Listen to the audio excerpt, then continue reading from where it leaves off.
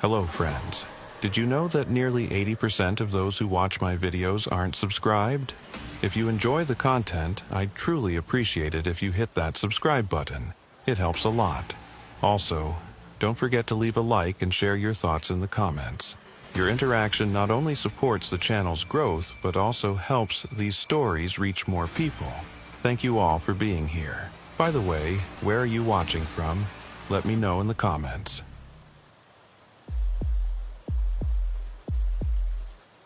The humidity hit me the moment I stepped out of the unmarked sedan. Miami in September. Thick air that wrapped around you like wet fabric, carrying the smell of salt water and diesel fuel from the port. It was just past 2 a.m. and the docks were supposed to be quiet. That's what the intel said anyway. I'm Special Agent Reed Morrison, FBI Miami Field Office. 12 years with the Bureau. 8 of them down here in South Florida. You'd think I'd be used to the night work by now, but something about the docks always put me on edge. Maybe it was the way sound traveled differently over water, or how the sodium lights created these deep pockets of shadow between the shipping containers. Or maybe it was just that nothing good ever happened at the Miami docks after midnight. My partner for the night was Agent Kyle Brennan, a transfer from the Chicago office who'd been in Miami for less than 6 months. He was good at his job, methodical and calm under pressure, but he hadn't fully adjusted to the Florida climate yet. I could see sweat already beading on his forehead as he checked his service weapon and secured his body camera to his vest. "You good?" I asked, keeping my voice low even though we were alone in the parking lot of a closed marina about 200 yards from our target location. "Yeah," Brennan said, wiping his brow with the back of his hand. "Just trying to figure out why anyone would choose to live in this sauna." I allowed myself a brief smile. "You get used to it. Give it another year." "If I make it another year," he muttered, but there was no real complaint in his voice, just the kind of dark humor that keeps you sane in this line of work. The case we were working had started 3 weeks earlier with a tip from a confidential informant, someone with connections to a smuggling operation running through the port of Miami. The details were vague, which wasn't unusual. Most CIs didn't have the full picture, just fragments. Shipments arriving at irregular intervals, always late at night, always at the same warehouse on the eastern edge of the port. No manifests, no paperwork trail, nothing in the Port Authority's official logs. What made this case interesting wasn't just the smuggling angle. The Bureau had dozens of those running at any given time. What caught our attention was the pattern, or rather the lack of one. Smugglers, even sophisticated ones, tend to fall into predictable rhythms. They use the same routes, the same contacts, the same methods because consistency minimizes risk. But this operation seemed almost random. Shipments would arrive on different nights with no discernible pattern. Sometimes weeks would pass between deliveries, sometimes just days. And then there was the warehouse itself. According to port records, it had been leased to a shell corporation 6 months ago, but no legitimate cargo had passed through it since. The few times port security had done routine sweeps, they'd found nothing. Just an empty building with concrete floors and rusted loading equipment. But our CI insisted something was happening there. He'd seen vehicles coming and going, always the same white panel van with no plates, and he'd heard things. That's what he'd said during our last meeting. "I've heard things, man. Weird things." When I pressed him for details, he'd gotten nervous, started looking over his shoulder. "Just check it out at night," he'd said. "You'll see what I mean." So here we were, conducting what the Bureau officially called a surveillance and reconnaissance operation, and what Brennan and I called sitting in the dark and hoping something interesting happens. The plan was simple. We'd approach the warehouse from the water side, using the maze of shipping containers and dormant cargo equipment as cover. Once we were in position, we'd set up our mobile surveillance cameras and settle in for a long night of watching and waiting. If we were lucky, we'd catch someone in the act. If we were really lucky, we'd be able to make an arrest and flip whoever we caught into giving up the bigger fish.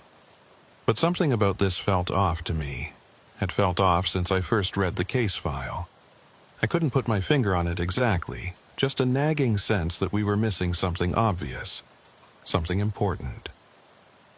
We moved through the marina's parking lot in silence, staying low and keeping to the shadows. The sodium lights overhead cast everything in a sickly orange glow, and I could hear the rhythmic slap of water against the dock pilings. The port was never truly silent. There was always the low hum of generators, the distant rumble of trucks on the highway, the occasional blast of a ship's horn from somewhere out in the channel. But tonight it all seemed muted, as if the city itself were holding its breath. The warehouse was about a quarter-mile away, situated on a concrete peninsula that jutted out into the port's eastern basin. To get there without being seen, we had to navigate through a landscape of industrial detritus, abandoned forklifts, empty pallets stacked 10 feet high, rusted shipping containers with their doors hanging open like broken jaws. As we moved, I kept scanning our surroundings, looking for any sign of activity. My hand rested on my Glock, thumb near the safety, a habit I'd developed over years of night operations. Brennan moved beside me, his breathing steady but audible in the humid air. About halfway to the warehouse, I stopped. Brennan nearly bumped into me, caught himself, and gave me a questioning look. I held up a hand for silence and tilted my head, listening. For a moment, there was nothing but the usual ambient noise of the port. Then I heard it again, a faint, metallic scraping sound, like a door hinge that needed oil. It came from somewhere ahead of us, in the direction of the warehouse. I pointed toward the sound and mouthed the word, "Hear that?" Brennan nodded, his expression suddenly more alert. We waited, counting seconds in our heads, listening for the sound to repeat. It didn't. After a full minute of silence, we resumed our approach. But now every nerve in my body was on high alert. The scraping sound could have been anything. Wind moving a loose piece of sheet metal, an animal disturbing something in the dark. But it could also have been a door opening, someone entering or exiting the warehouse. When we finally reached the edge of the container yard, we had a clear line of sight to the warehouse. It was exactly as the files described. A single-story concrete structure with a flat roof, maybe 60 feet long and 40 feet wide. There were no windows, just a large rolling door on the landward side and a smaller personnel entrance adjacent to it. The building looked abandoned, forgotten, the kind of place you'd walk past without a second glance. But I knew better. Someone had gone to the trouble of leasing this place, and someone was paying to keep it off the official radar. That meant it was worth watching. We set up our position behind a cluster of empty containers, about 50 yards from the warehouse's main entrance. From here, we had good coverage of both doors and a partial view of the loading area. Brennan unpacked the surveillance equipment. 2 high-definition cameras with night vision capability, a digital recorder, and a wireless relay that would transmit everything back to our vehicle. While Brennan worked on positioning the cameras, I scanned the warehouse through my binoculars. The building was dark, no lights visible from any angle. The rolling door was closed, padlocked from the outside. The personnel entrance also appeared secure. No vehicles in the immediate area, no fresh tire tracks in the dusty ground around the building. "Cameras are live," Brennan whispered, checking the feed on his tablet. "We've got good coverage on both entrances. Battery should last until sunrise if we need it." "Good," I said, settling into a more comfortable position. Now we wait. Waiting is 90% of surveillance work, and it's the part they don't show in movies. It's not exciting or dramatic. It's just long stretches of nothing punctuated by brief moments of intense focus. You learn to keep your mind occupied while still remaining alert, to notice the patterns in seemingly random events, to distinguish between normal activity and something worth investigating. The first hour passed without incident. A freight train rumbled past on the tracks that ran along the port's northern edge. A cargo ship's horn sounded from somewhere out in the bay. The lights of downtown Miami glowed on the western horizon, a reminder that while we sat here in the industrial dark, the city was still alive, still moving, oblivious to what we were doing. Around 3:30 a.m., Brennan tapped my shoulder and pointed at his tablet. "Feeds flickering on camera 2, he said quietly. I leaned over to look. The image from the camera covering the main entrance was stuttering, pixelating every few seconds before resolving back to normal. "Could be interference," I said.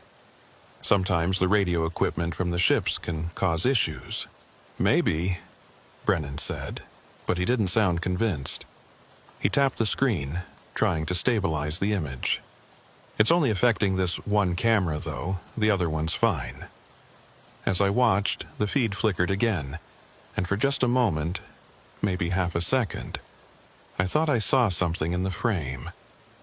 A shadow, darker than the surrounding darkness, near the personnel entrance to the warehouse, but then the image stabilized, and there was nothing there. "Did you see that?" I asked. "See what?" "On the screen, just now, something near the door."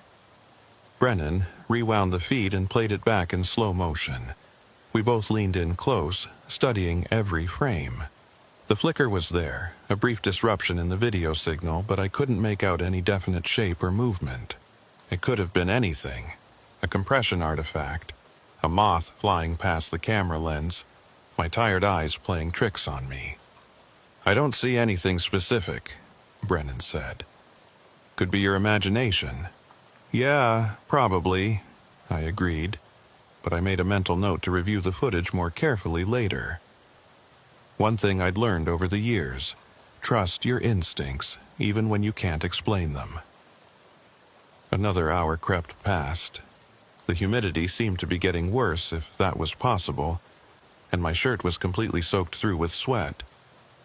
Brennan had stopped trying to stay dry and was now just accepting his fate, occasionally taking small sips from his water bottle to stay hydrated.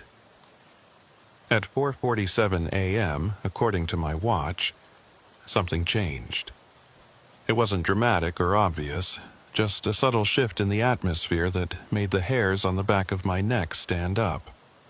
The ambient noise of the port seemed to fade slightly, as if someone had turned down the volume on the world. The air felt heavier, more oppressive. I sat up straighter, suddenly fully alert. Brennan noticed my reaction and immediately tensed.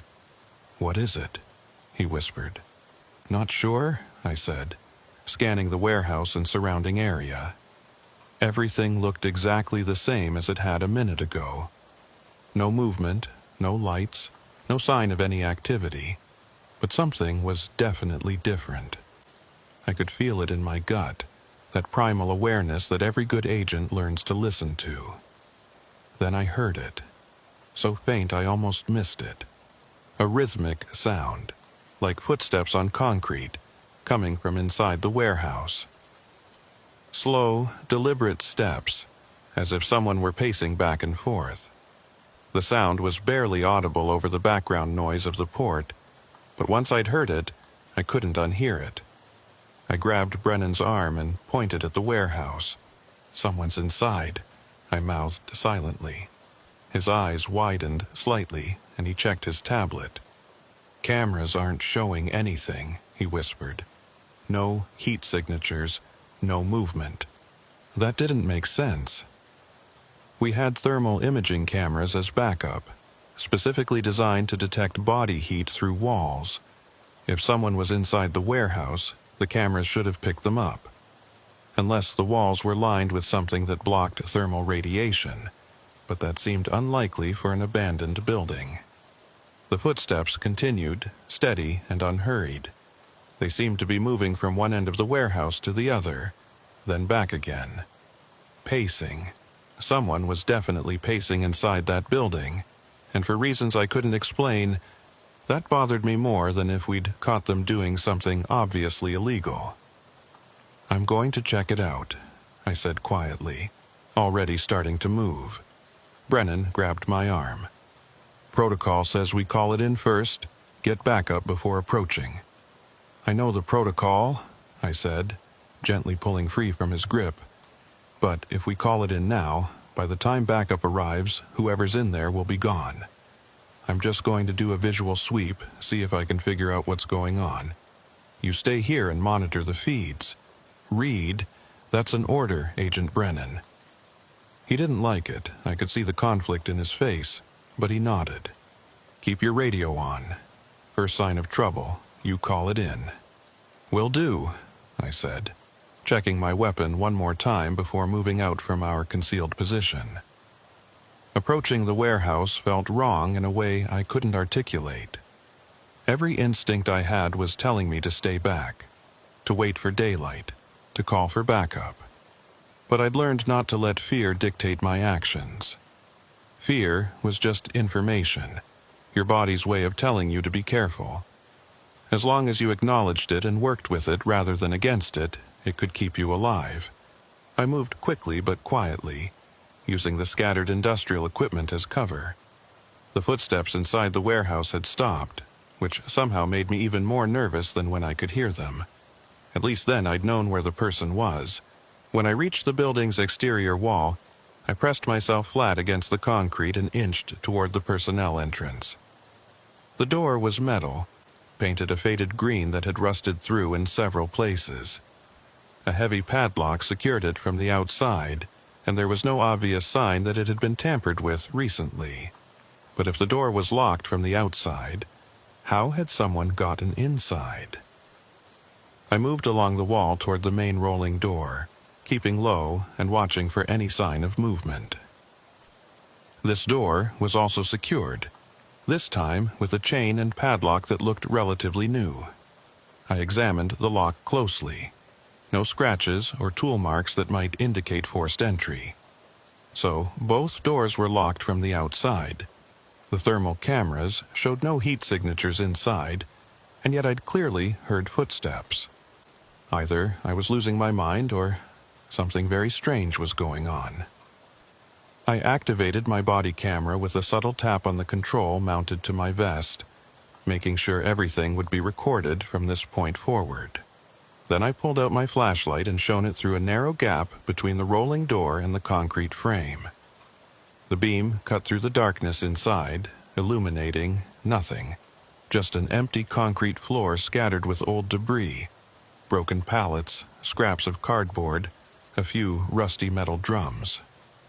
I moved the light slowly, scanning as much of the interior as I could see from this limited angle. Empty, completely empty. No people, no smuggled goods, no sign that anyone had been inside this building in weeks. But I'd heard those footsteps. I was certain of it. My radio crackled softly. Brennan checking in. "Anything?" he asked, his voice barely above a whisper. "Negative," I replied, still studying the interior through the gap. "Building appears empty. Doors are secured from the outside. I don't see how anyone could be in there." "Could it have been coming from somewhere else? Sound can do weird things in industrial areas." "Maybe," I said, though I didn't believe it. The footsteps had been too clear, too distinct. They'd definitely come from inside this warehouse. I was about to head back to our surveillance position when I noticed something odd. The gap between the door and the frame, the one I'd been shining my light through, seemed to be getting narrower. Not much, maybe a fraction of an inch, but enough to be noticeable. As if the door were slowly settling into place, or as if something on the other side were pushing against it. I stepped back from the door and watched it carefully. For several seconds, nothing happened. Then, very slowly, I saw it move. Not much, less than a centimeter. But it definitely moved, the chain going slightly more taut as the door pressed outward against it. "Brennan, you seeing this on the cameras?" I said into my radio, keeping my voice steady despite the adrenaline starting to flood my system. "Negative. The angles don't give us a good view of that door. What's going on?" The door just moved, like something pushed it from inside. "I'm coming to you," Brennan said immediately. "Negative. Stay in position," I ordered. "I'm going to circle the building, see if there's another entrance I missed." I moved quickly around the warehouse's perimeter, my flashlight beam cutting through the darkness. The building had no windows, no other doors, no obvious way in or out except the two entrances I'd already checked. The walls were solid concrete, no cracks or holes large enough for a person to slip through. Which meant that either someone had been locked inside when the doors were secured, or I was experiencing some kind of elaborate hallucination brought on by lack of sleep and too much Miami humidity. I completed my circuit of the building and returned to the main entrance, checking the lock again. Still secure, no signs of tampering. The door hadn't moved again since that first time, and I couldn't hear any sounds from inside. "Reed," Brennan's voice came through my radio, urgent but controlled. "I'm getting that flicker again on camera 2, worse than before." "On my way back," I said, taking one last look at the warehouse before retreating to our surveillance position. When I got back to where Brennan was set up, he showed me his tablet. The feed from camera 2 was flickering badly now, the image breaking up every few seconds into blocks of distorted pixels. But what caught my attention wasn't the technical glitch. It was what appeared in some of those distorted frames. In the moments when the image stabilized, there was definitely a shadow visible near the personnel entrance. Not a full silhouette, nothing you could point to and definitively say, "That's a person," but a patch of darkness that seemed somehow denser than the surrounding shadows.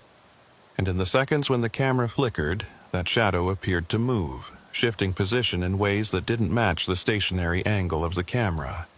"That's not a compression artifact," Brennan said quietly. "That's something." We watched in silence as the camera continued to flicker and the shadow continued its strange, stuttering movement. It would appear near the door, then in the next frame, be several feet to the left, then back near the door again, as if it were phasing in and out of existence. "We need to call this in," Brennan said. "Get a full team down here, proper equipment." He was right, of course. This was beyond what the two of us could handle with our limited surveillance setup. But I hesitated, knowing that once we called it in, once this became an official operation with multiple agents and supervisors involved, we'd lose any chance of keeping this quiet. And something told me that whatever was happening here, it needed to stay quiet, at least until we understood it better. "Let's give it another hour," I said. "See if anyone actually shows up. If this shadow is just a camera glitch, I don't want to drag half the office down here in the middle of the night." Brennan looked like he wanted to argue, but he nodded.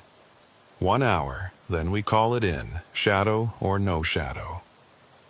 For the next 45 minutes, we watched the feeds in silence. The flickering continued, irregular and impossible to predict. Sometimes the shadow was visible, sometimes it wasn't. At one point, camera 1, which had been working perfectly, also started to flicker, though less severely than camera 2. Then, at exactly 6:03 a.m. according to the timestamp on the video, both cameras went completely dark. Not flickering, not distorted, just black, as if someone had unplugged them. "What the hell?" Brennan said, frantically checking his equipment. "I'm not reading any power loss. The cameras should still be transmitting." "Maybe someone found them and disabled them," I suggested, already moving back toward the warehouse. "No way," Brennan said, following me.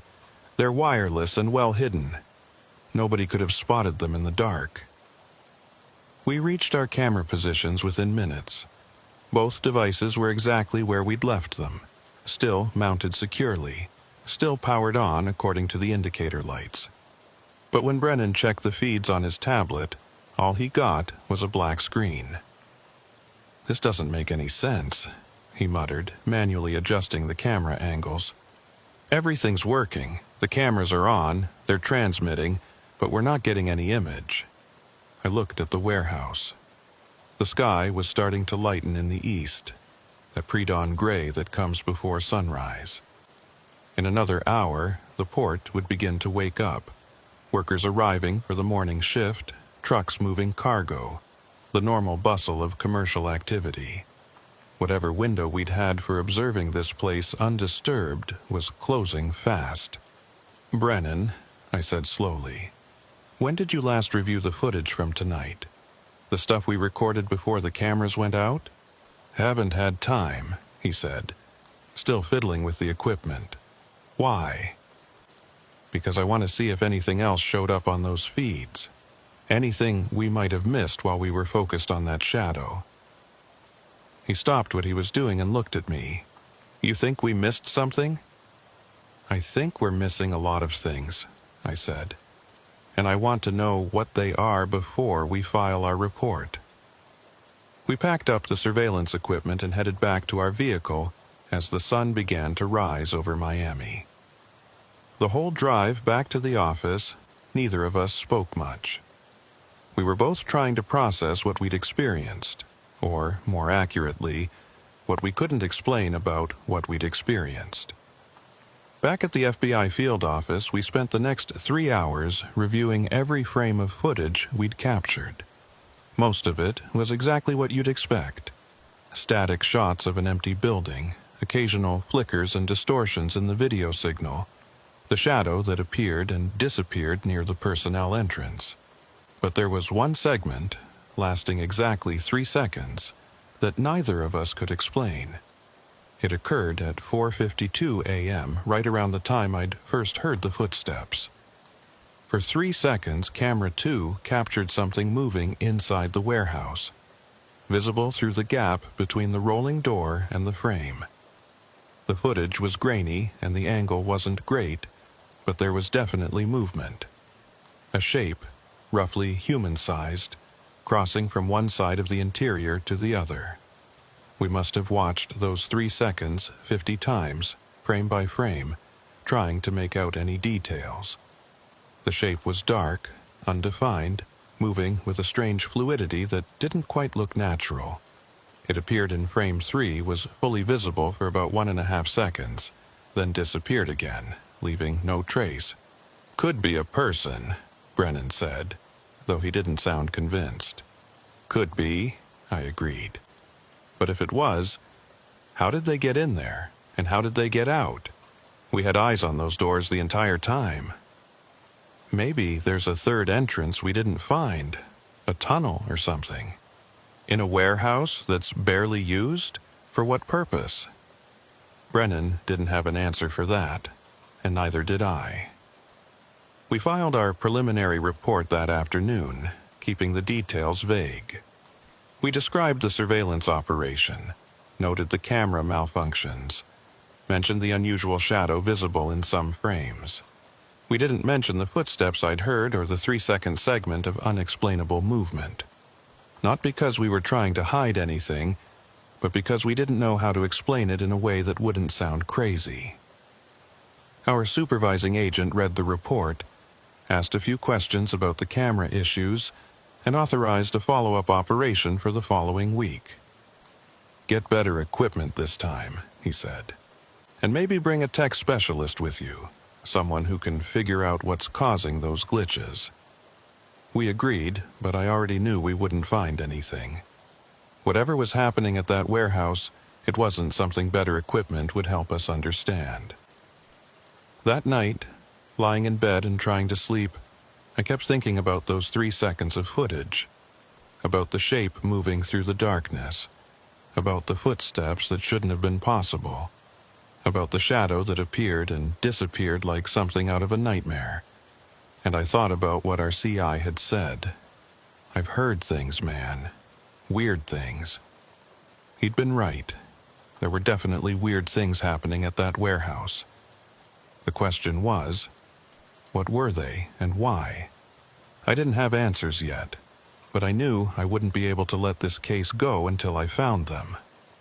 The thing about surveillance work is that it gives you a lot of time to think. Sometimes that's a good thing. You notice patterns, make connections, solve problems that seem unsolvable in the chaos of active investigation. But sometimes it's a curse, because your mind starts filling in gaps with speculation, building narratives out of insufficient data. Over the next few days, I found myself constantly thinking about the warehouse. I pulled up satellite images, looking for any feature I might have missed during our nighttime reconnaissance. I reviewed the case file a dozen times, searching for details that might explain what we'd observed. I even tracked down our CI and tried to get more information out of him, but he'd gone to ground, not responding to any of my messages. Brennan was handling it better than I was. He'd compartmentalized the experience, filed it away as an unsolved mystery, and moved on to other cases. That's probably the healthier approach, but I've never been good at letting things go. On the fourth day, after our initial surveillance, I got a call from the Port Authority. They'd received a complaint from a shipping company about suspicious activity near the Eastern Basin, our warehouse. Apparently, one of their night security guards had reported seeing lights in the building and hearing strange sounds, similar to what we'd experienced. I immediately contacted Brennan and suggested we go back that night, this time with the better equipment our supervisor had authorized. He was reluctant. We both had other active cases that probably deserved more attention, but he agreed. The equipment we brought with us the second time was considerably more sophisticated. We had thermal imaging cameras with longer range and better resolution, audio recording devices sensitive enough to pick up conversations from 100 yards away, and cameras with enhanced night vision capability that could supposedly see in near total darkness. We arrived at the port around 11 p.m., earlier than our first visit, and set up our observation post in the same location. The night was marginally cooler than last time, with a breeze coming in off the Atlantic that offered some relief from the humidity. The warehouse looked exactly as it had before, dark, abandoned, seemingly empty. "Cameras are live and recording," Brennan said, checking his equipment. "All systems green. Let's see if we can figure out what's going on in there." For the first 2 hours, nothing happened. The feeds were stable, showing the same static image of the warehouse entrance. No flickering, no distortions, no mysterious shadows. Just a boring, ordinary, abandoned building. I was starting to think we'd wasted our time when at 1:17 a.m., the audio sensors picked up something. It started as a low hum, barely audible but definitely present. The frequency was strange, too low to be mechanical, too steady to be natural. It rose and fell in a slow rhythm, like breathing, or like waves lapping against a shore. "You hearing this?" I asked Brennan, who was already adjusting the audio settings to try to isolate the sound. "Yeah," he said, frowning at his tablet. "Can't pinpoint the source, though. It's like it's coming from everywhere and nowhere at the same time." The humming continued for about 3 minutes, then stopped abruptly. In the silence that followed, I became aware of how quiet the port had become. The usual background noise, distant traffic, ship engines, machinery, all seemed to have faded away, leaving only the sound of our breathing and the gentle rustle of wind through the container yard. Then came the footsteps. They were clearer this time, more distinct than during our first visit. Slow, measured steps on concrete, coming from inside the warehouse. They started at one end of the building and moved toward the other, then stopped.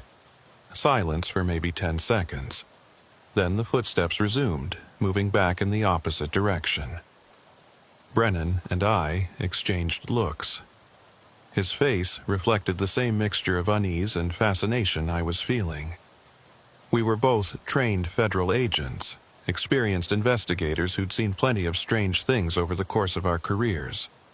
But this was different. This was something we couldn't immediately categorize or explain. "Check the thermal imaging," I said quietly. Brennan pulled up the thermal feed on his tablet. The screen showed the warehouse rendered in false color, with temperature differentials displayed as variations in hue.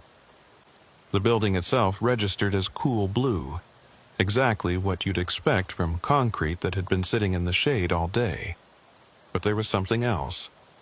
A small spot of warmth, maybe person-sized, moving through the interior of the warehouse. It wasn't red hot like a human body would be, more of a pale yellow, like something that was slightly warmer than ambient temperature, but not significantly so. "There," Brennan said, pointing at the screen. "Whatever it is, it's definitely there." We watched as the warm spot moved from one end of the warehouse to the other, its path corresponding exactly with the footsteps we could hear through the audio sensors. When the footsteps stopped, the spot stopped. When they resumed, it moved again. "Could be someone who's really good at avoiding being seen," Brennan suggested. "Maybe they're wearing something that masks their heat signature partially." "Maybe," I said, though I didn't believe it. The doors were still locked from the outside. We'd verified that before setting up our equipment. There was no way anyone could have gotten inside without us seeing them arrive. The footsteps continued for another 10 minutes, following the same pattern. Walk from one end of the building to the other, pause, walk back. It was methodical, almost ritualistic, like a guard doing rounds or a prisoner pacing in a cell. Then, without warning, the thermal spot disappeared. One moment it was there, clearly visible on the screen, and the next, it was gone. The footsteps stopped at the same instant. Brennan checked all his equipment, making sure we hadn't lost the signal. Everything was working perfectly. The thermal camera was still active, still recording, still transmitting. The warm spot had simply vanished, as if whatever had been generating it had suddenly ceased to exist. "What the hell?" Brennan muttered, reviewing the footage. "Where did it go?" I didn't answer. I was too focused on the warehouse itself, watching for any sign of movement, any indication of what we were dealing with. For the next 20 minutes, nothing happened. The building remained silent and dark. The thermal imaging showed no anomalies. Even the strange humming sound didn't return. Then, at exactly 2:00 a.m., all of our camera feeds flickered simultaneously. Not just the ones pointed at the warehouse, but all of them, including the backups we'd set up to record our observation post. The flicker lasted maybe half a second, but when the images stabilized, something had changed. The warehouse's personnel entrance, the one that had been securely padlocked from the outside, was now standing slightly ajar. "Did you see that?" I asked, already moving. "Wait," Brennan said, grabbing my arm. "Reed, we need to think about this. Something's not right." "I know something's not right," I said, pulling free. "That's why I'm going to check it out. You stay here and keep recording. At least wait for backup." "There's no time," I said, though I wasn't sure why I felt that way. Just an instinct, a sense of urgency that I couldn't explain. If someone's in there, I need to see who they are. I approached the warehouse more cautiously this time, my weapon drawn, my body camera recording everything. The personnel entrance was indeed open, the door hanging inward just enough to create a gap of about 6 inches. The padlock was still in place on the outside, but somehow the door had come open anyway. I shone my flashlight through the gap, illuminating the interior. Empty. Just like before, nothing but concrete floor and scattered debris. No sign of whoever, or whatever, had been making those footsteps. I pushed the door open wider, wincing at the screech of rusted hinges. "FBI!" I called out, my voice sounding too loud in the confined space, If anyone's in here, make yourself known." No response, just the echo of my own voice bouncing off concrete walls. I stepped inside, sweeping my flashlight and weapon in coordinated movements, clearing each corner before proceeding. The warehouse was bigger than it had looked from outside, maybe 70 feet long and 50 feet wide, with a ceiling about 20 feet high. The air inside was stale and damp, smelling of rust and decay. Along the walls, I could see the remnants of whatever operations had once taken place here. Mounting brackets where machinery had been installed, stains on the concrete where chemicals had spilled, a metal staircase leading up to a small observation platform near the ceiling. But no people, no smuggled goods. Nothing that would explain the footsteps or the thermal signatures or any of the other strange phenomena we'd been documenting. I was about to call back to Brennan when I noticed something odd. On the far wall, near the rolling door, there was a pattern of shadows that didn't quite match the geometry of the room. My flashlight beam seemed to behave strangely in that area, the light diffusing in ways that didn't make physical sense. I walked closer, studying the shadows. As I approached, I became aware of a sound, so faint I almost missed it. A whisper? No, not quite. More like the sound of wind through a narrow opening. But there was no opening, no draft that I could detect. The sound seemed to be coming from the shadows themselves, as if the darkness were somehow vocal. I know how that sounds. Crazy. Impossible. But that's what I heard, or thought I heard. A voice made of shadow, speaking in a language I couldn't understand. "Reed," Brennan's voice crackled through my radio, making me jump. "You need to see this." "Kind of busy," I replied, still staring at the shadows. "No, seriously, you need to see this right now. The camera's just captured something." Reluctantly, I backed away from the wall and exited the warehouse. As I emerged into the relatively fresh air of the port, I realized I'd been holding my breath without knowing it. My heart was racing, and I had to consciously slow my breathing to normal. When I got back to Brennan's position, he showed me his tablet. On the screen was frozen footage from one of our cameras, showing the interior of the warehouse through the gap in the rolling door. The timestamp indicated it had been captured about 30 seconds ago, while I was inside the building. In the frame, clearly visible, was a figure. Not a shadow or a thermal anomaly, but an actual human shape, standing in the exact spot where I'd been moments before the image was captured. But here's the thing. There had been no one else in that warehouse. I'd cleared the entire space, checked every corner, every possible hiding spot. I was alone in there, and yet, there on the screen, was undeniable evidence of someone else's presence. "That's not possible," I said, though I was really just stating the obvious. "I know," Brennan said quietly, "but there it is." We reviewed the footage frame by frame. The figure appeared in exactly 3 frames, lasting just over 1 second of real time. It was dark, indistinct, but definitely human-shaped. About 6 feet tall, standing motionless in the center of the warehouse.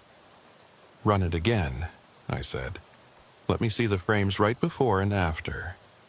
Brennan complied, and we watched in silence as the sequence played out. Frame 1, empty warehouse.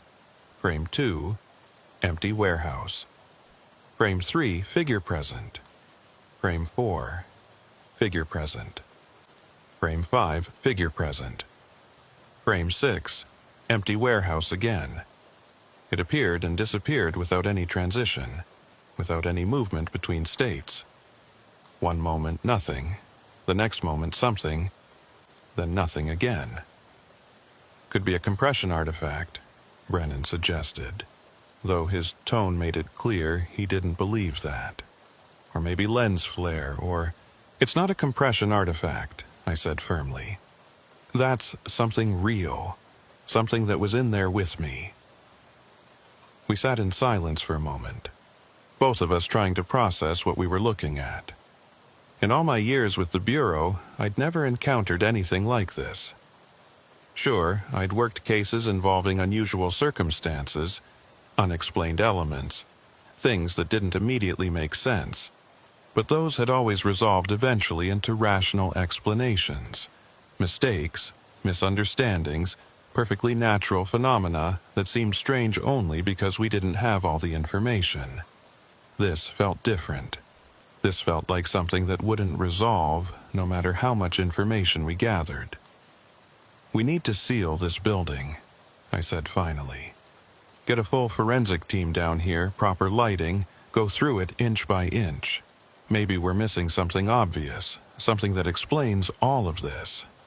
"And if we don't find anything," Brennan asked, "then we keep looking until we do."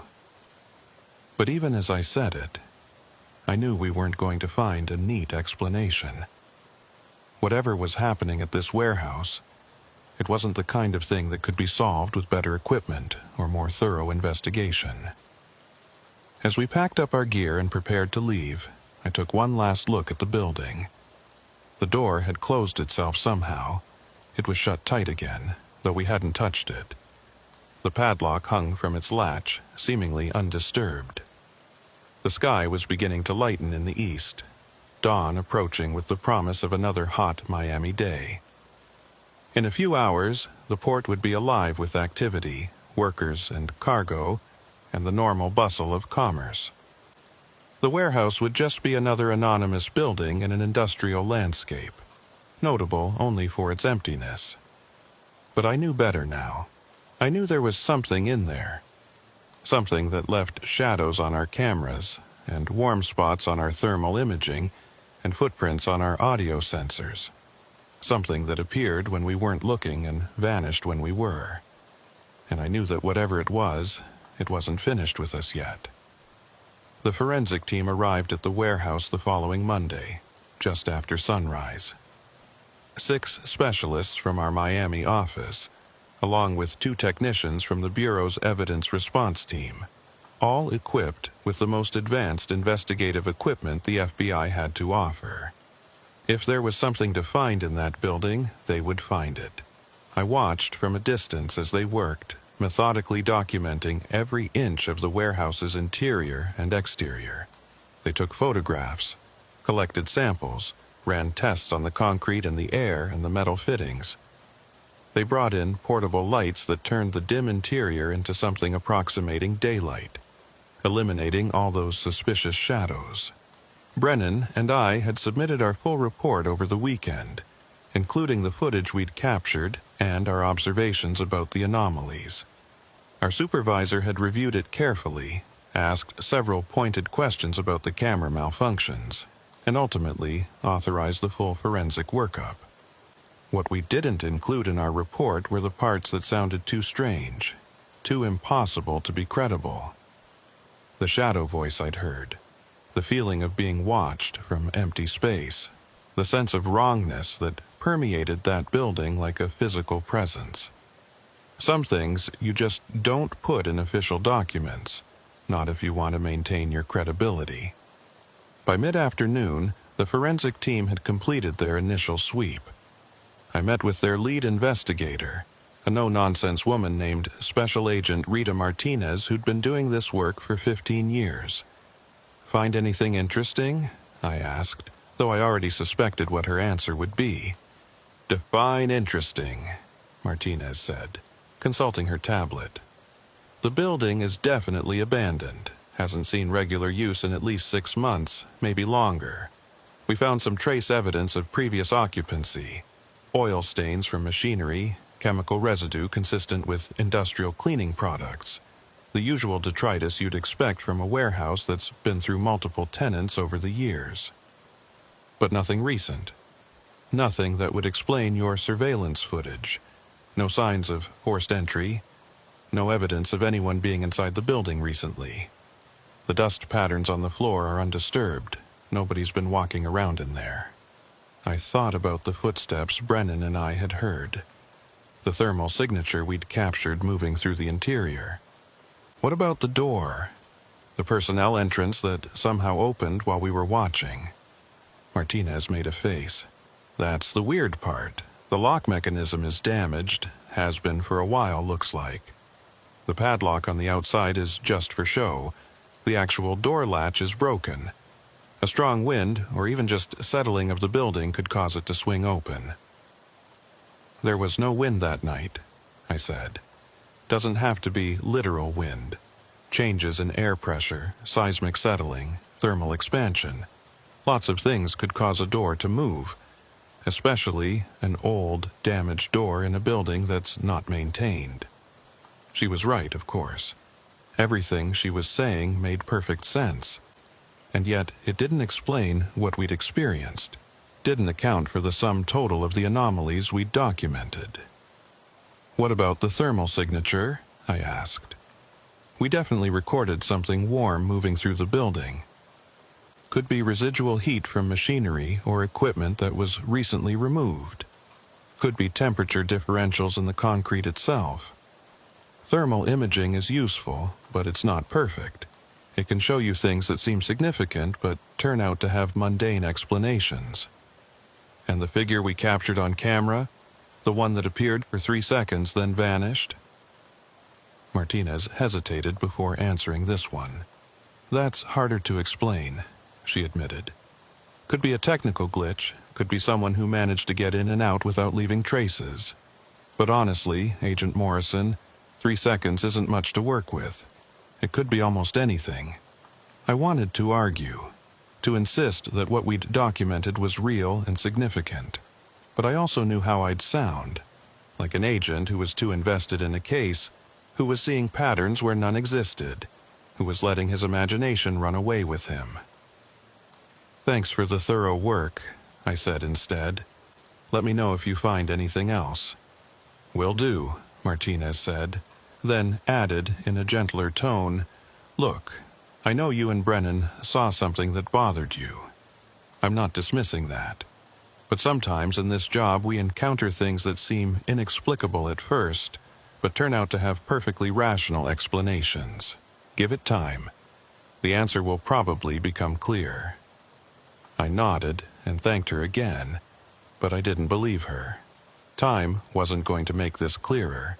Time was just going to bury it under other cases, other priorities, until eventually it became just another unsolved mystery filed away in the Bureau's archives. That night, I went back to the warehouse alone. I know that sounds foolish, going to an active investigation site without backup, without authorization, without even telling anyone where I was. But I had to see it for myself, had to spend time in that space without the distraction of equipment and protocols and other agents watching over my shoulder. I arrived around midnight, parking my personal vehicle in the same marina lot we'd used for our surveillance. The walk to the warehouse felt different this time. Maybe because I knew I was alone, maybe because I wasn't operating under the structure of an official investigation. The building looked exactly as it had the last time I'd seen it. Dark, silent, abandoned. The personnel entrance was closed and padlocked, though now I knew that lock was mostly cosmetic. I could open this door if I wanted to, could slip inside and spend however long I needed to in there. But I didn't. Not right away. Instead, I circled the building slowly, studying it from every angle, trying to understand what made this particular warehouse significant. There were dozens of similar structures in the port of Miami, hundreds maybe. What made this one special? Why had our CI singled it out? Why had we experienced those anomalies here and nowhere else? The moon was nearly full that night, casting everything in silver light that seemed almost too bright after the darkness I'd been accustomed to. I could see the warehouse clearly, could make out details on its concrete walls that had been invisible during our nighttime surveillance. And that's when I noticed something I'd missed before. On the wall, facing the water, about 15 feet up from the ground, there was a symbol carved into the concrete. It wasn't large, maybe 6 inches across, and it had been weathered by years of salt air and rain until it was barely visible. But in the moonlight, from this particular angle, I could just make it out. It looked like a circle with several lines radiating from it, like a simplified representation of the sun. But there was something off about the proportions, something that made it look less like a sun and more like, what, an eye? A portal? I couldn't quite say. I pulled out my phone and took several photos of the symbol, making sure to capture it from multiple angles. Then I continued my circuit of the building, looking for other markings. I found 2 more, one near the rolling door, smaller and more degraded, another on the wall opposite the first, this one partially obscured by years of grime and rust staining. They all had the same basic design, circles with radiating lines, but the specifics varied slightly from one to another. Not identical, but related, like variations on a theme. Standing there in the moonlight, studying these strange symbols, I felt something shift in my understanding of the case. This wasn't random. Whatever was happening at this warehouse, it had been planned, prepared for. Those marks weren't just graffiti or random vandalism. They meant something, signified something. But what? I spent another hour examining the exterior of the building, taking photos and measurements, trying to document everything I could see. The whole time, I had the persistent feeling of being watched, though I never saw or heard anything that would confirm that sensation. Finally, I approached the personnel entrance. The padlock was exactly as I'd left it, hanging from the latch, securing nothing. I considered going inside, exploring the interior alone without all the lights and equipment the forensic team had brought. But something stopped me. Not fear, exactly, more like caution. An intuition that going inside right now alone would be a mistake I'd regret. So instead, I backed away from the door and returned to my vehicle. As I drove home through the quiet Miami streets, I couldn't shake the image of those symbols from my mind. They meant something. I just had to figure out what. The next morning, I went to see Dr. Patricia Holbrook, a professor of cultural anthropology at the University of Miami. Dr. Holbrook was one of several academic consultants the FBI occasionally worked with when cases touched on specialized knowledge outside our normal expertise. I showed her the photos I'd taken of the symbols, without providing much context about where I'd found them or why they were relevant to an ongoing investigation. She studied the images carefully, zooming in on details, comparing the 3 variations I'd documented. After several minutes, she looked up with an expression of professional interest. "These are fascinating," she said. "Where did you say you found them?" "I didn't," I replied. "Are you familiar with this type of marking?" "Not specifically," she admitted. "But the general style is reminiscent of several different symbolic traditions.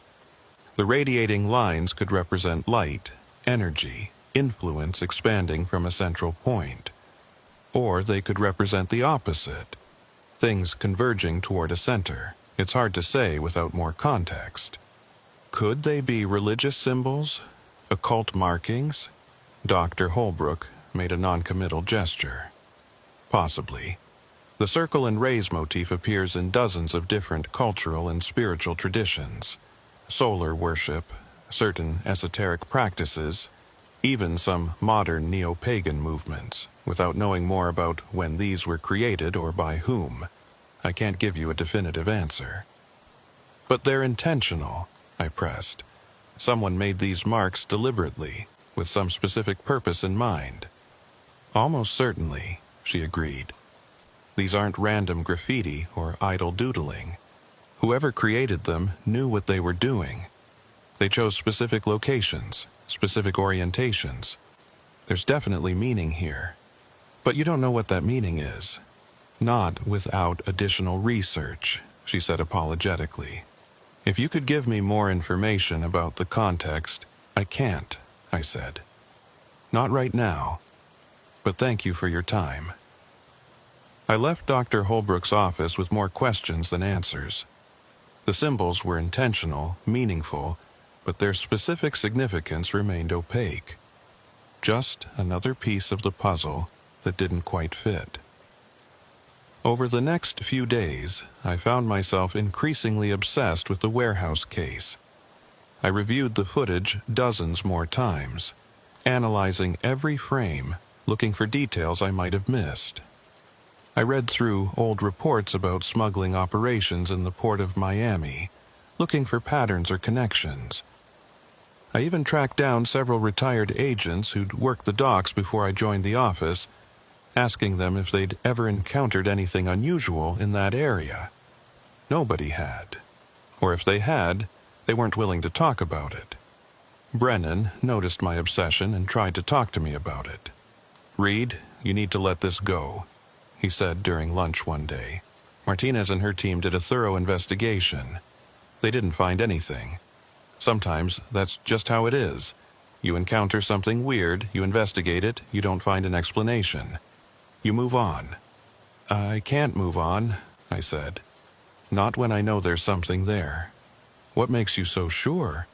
"Because we heard some footsteps and saw some camera glitches." "Because I saw those symbols," I said, then immediately regretted it.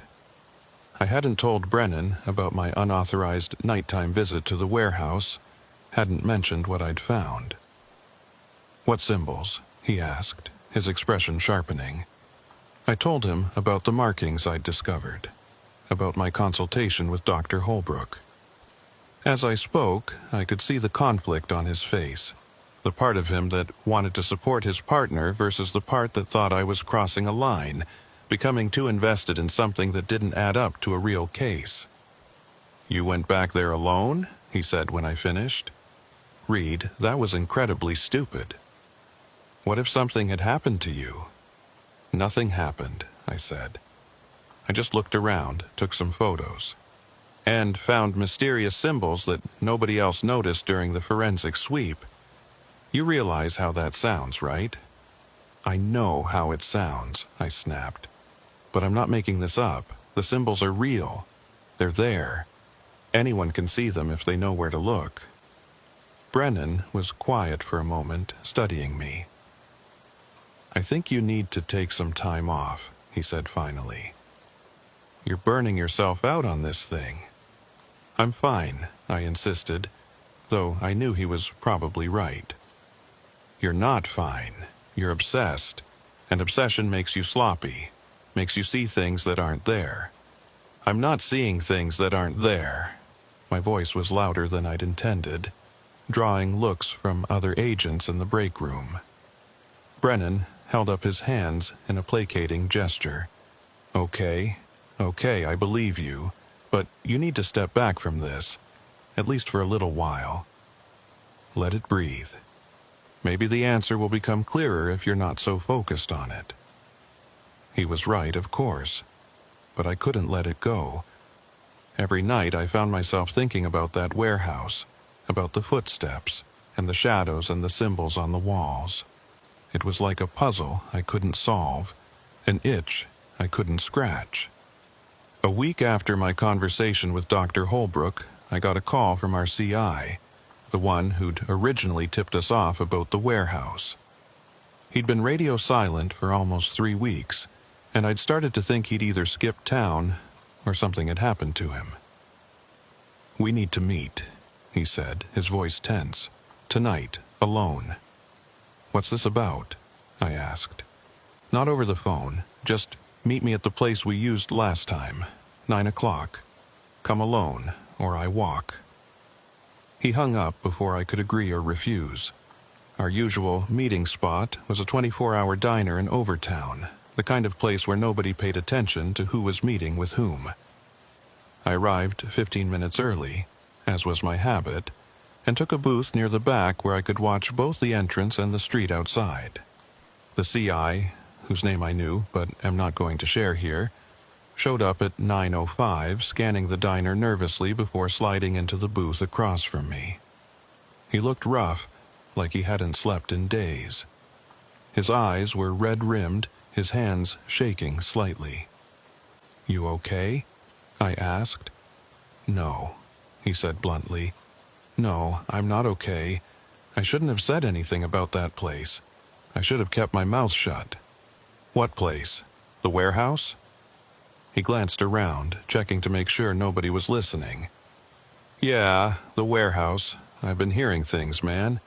People asking questions about who might have talked to the feds. Did you give them any information about—" "Hell no," he cut me off. "I'm not stupid, but they know someone talked. They're looking, and if they find out it was me—" "Who's they?" I asked. "Give me names, and I can protect you." He laughed, a bitter sound with no humor in it. "You can't protect me from this. The FBI can't protect anyone from this." "From what, exactly? Help me understand what we're dealing with." He was quiet for a long moment, staring at his hands on the table. When he finally spoke, his voice was barely above a whisper. "I don't know what it is. I just know it's bad. That warehouse, something happens there at night. People go in, but I've never seen anyone come out. Not in all the months I've been watching." "What kind of people? Smugglers? Drug runners? I don't know what they are.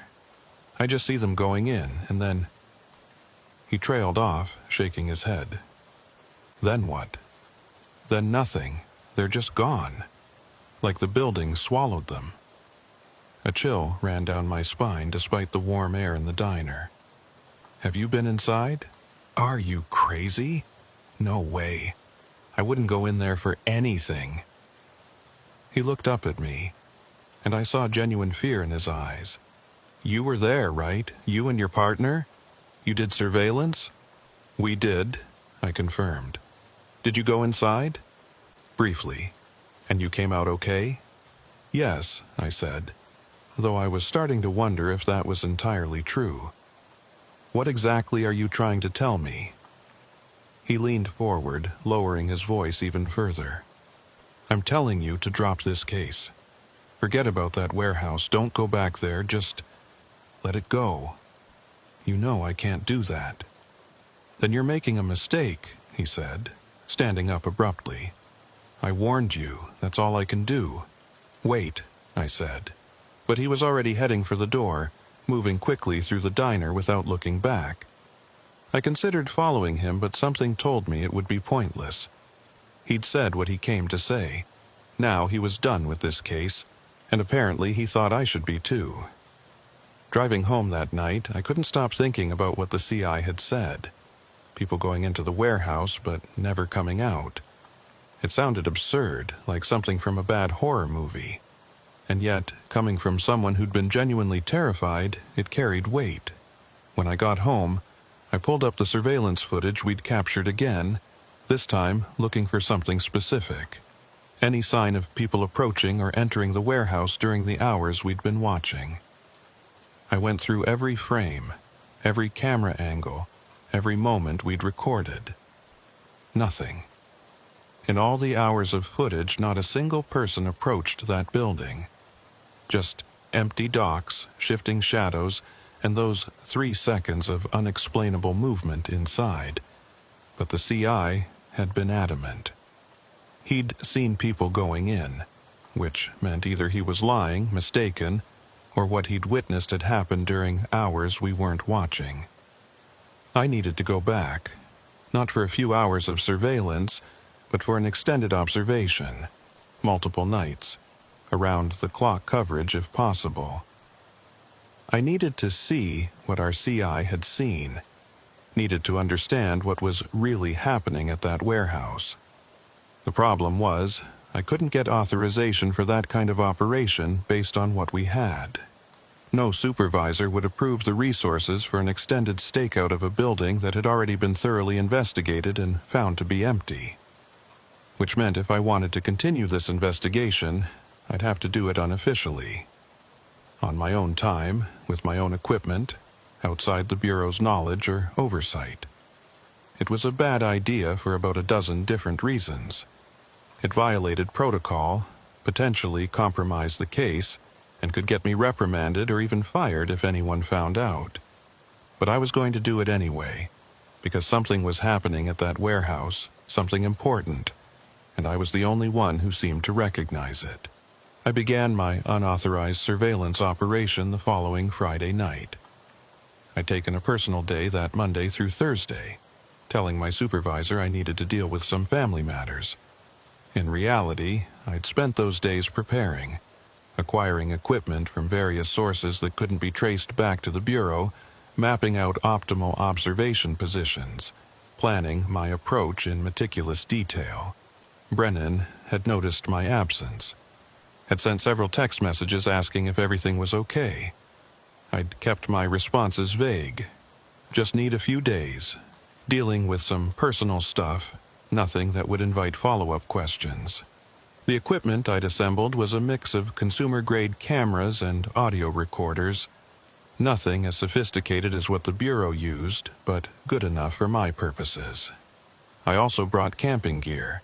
I planned to stay at the warehouse for at least 48 hours straight, watching around the clock to see what our CI had seen.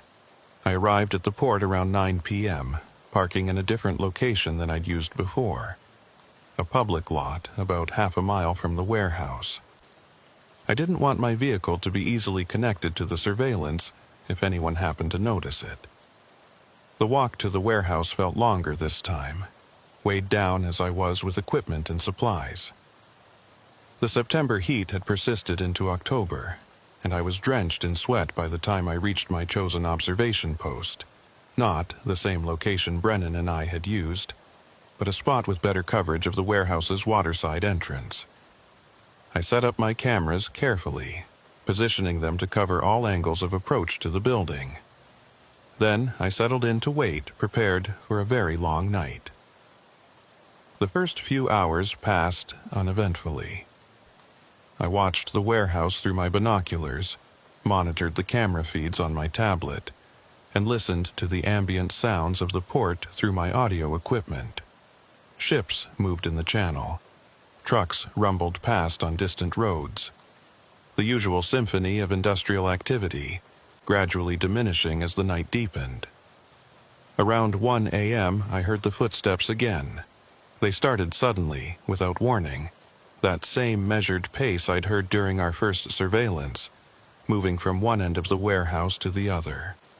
Slow, deliberate steps that seemed to have no beginning and no end, just an eternal loop of walking back and forth. I checked my cameras, looking for any sign of movement or heat signatures. Nothing. Just like before, the building appeared completely empty, even as the sound of footsteps continued. This time, I decided to document everything I was experiencing. I pulled out my personal voice recorder and began speaking into it, describing what I was hearing, what I was seeing, what I was feeling.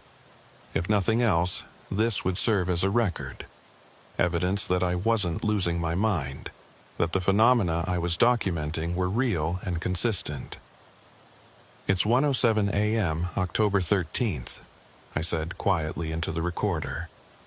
I'm hearing footsteps inside the warehouse again. Same pattern as before, slow, regular pace, moving from one end of the building to the other. No visible source. Thermal imaging shows no heat signatures inside the structure. Doors remain closed and secured from the outside." As I spoke, the footsteps suddenly stopped. Complete silence for maybe 5 seconds. Then they resumed, but faster now, more urgent. Instead of the measured walking pace, this sounded like someone running, hard footfalls on concrete, moving rapidly through the warehouse interior. Footsteps have changed, I continued recording. Now, running, fast-paced. Still no visual confirmation of anyone inside the building. The running continued for perhaps 30 seconds, then stopped abruptly. In the silence that followed, I became aware of another sound, very faint, almost subliminal, that humming I'd heard during our second surveillance operation, that low-frequency vibration that seemed to come from everywhere and nowhere at once. Hearing the humming sound again, I spoke into the recorder. Low frequency, rhythmic, can't pinpoint the source. The humming grew gradually louder.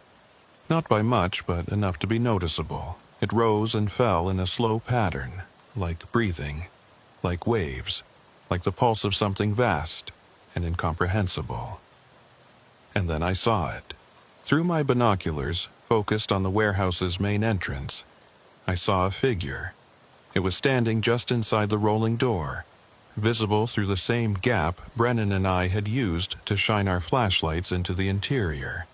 A dark silhouette, human-shaped, but somehow wrong in proportions that I couldn't quite define. My hands were shaking as I grabbed my tablet to check the camera feeds. The figure was there on camera too, not a trick of my eyes or the low light conditions. It was real, or at least real enough to be captured by electronics. Visual confirmation, I said into the recorder, my voice less steady now. Figure visible inside the warehouse near the main entrance.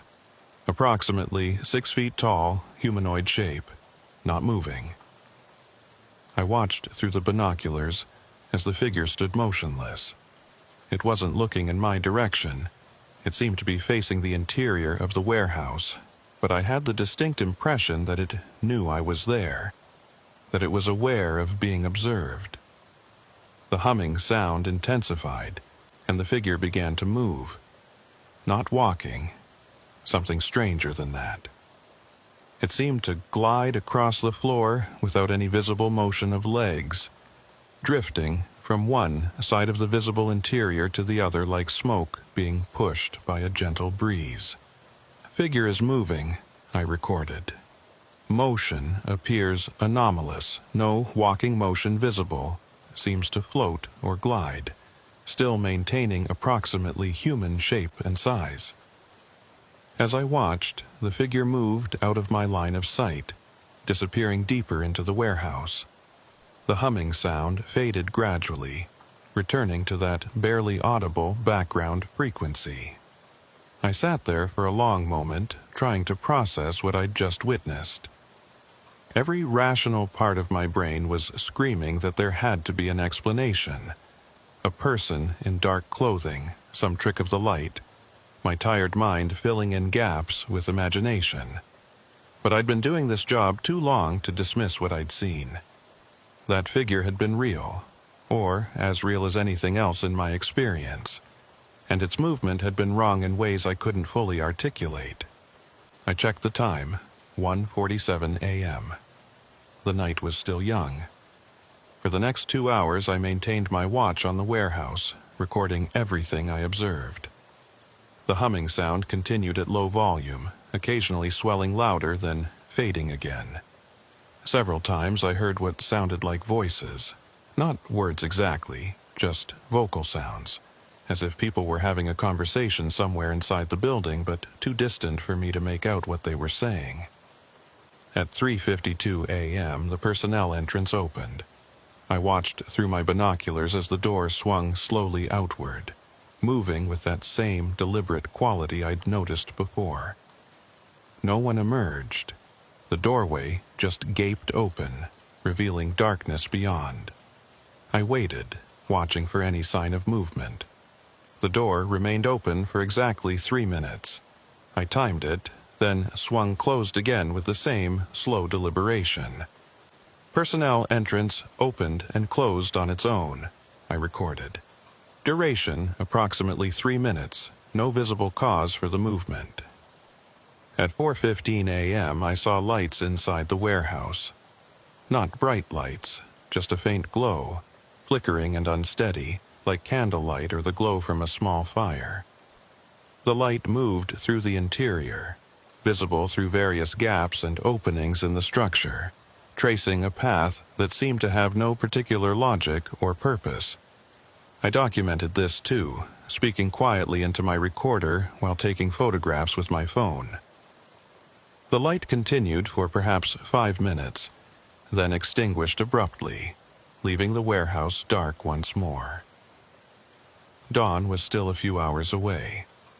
I was exhausted, running on adrenaline and coffee, but I couldn't stop now, not when things were finally happening, when the warehouse was revealing its secrets. At 5:03 a.m., I heard sirens in the distance. Police or emergency services somewhere in the port area. The sound seemed to agitate something. The humming grew louder, more insistent, and I heard what sounded like multiple sets of footsteps inside the warehouse, all moving at once in different directions. Through my binoculars, I could see shadows moving past the gaps in the rolling door. Multiple figures now, not just one. They moved with that same gliding quality, that wrongness of motion that made them seem not quite human, despite their generally human shapes. Multiple figures now visible, I recorded, trying to keep my voice steady. At least 3, possibly more, all exhibiting the same anomalous movement patterns. The sirens faded as whatever emergency vehicle had been responding moved away from the port area. The humming decreased in volume, and the figures inside the warehouse slowed their movements.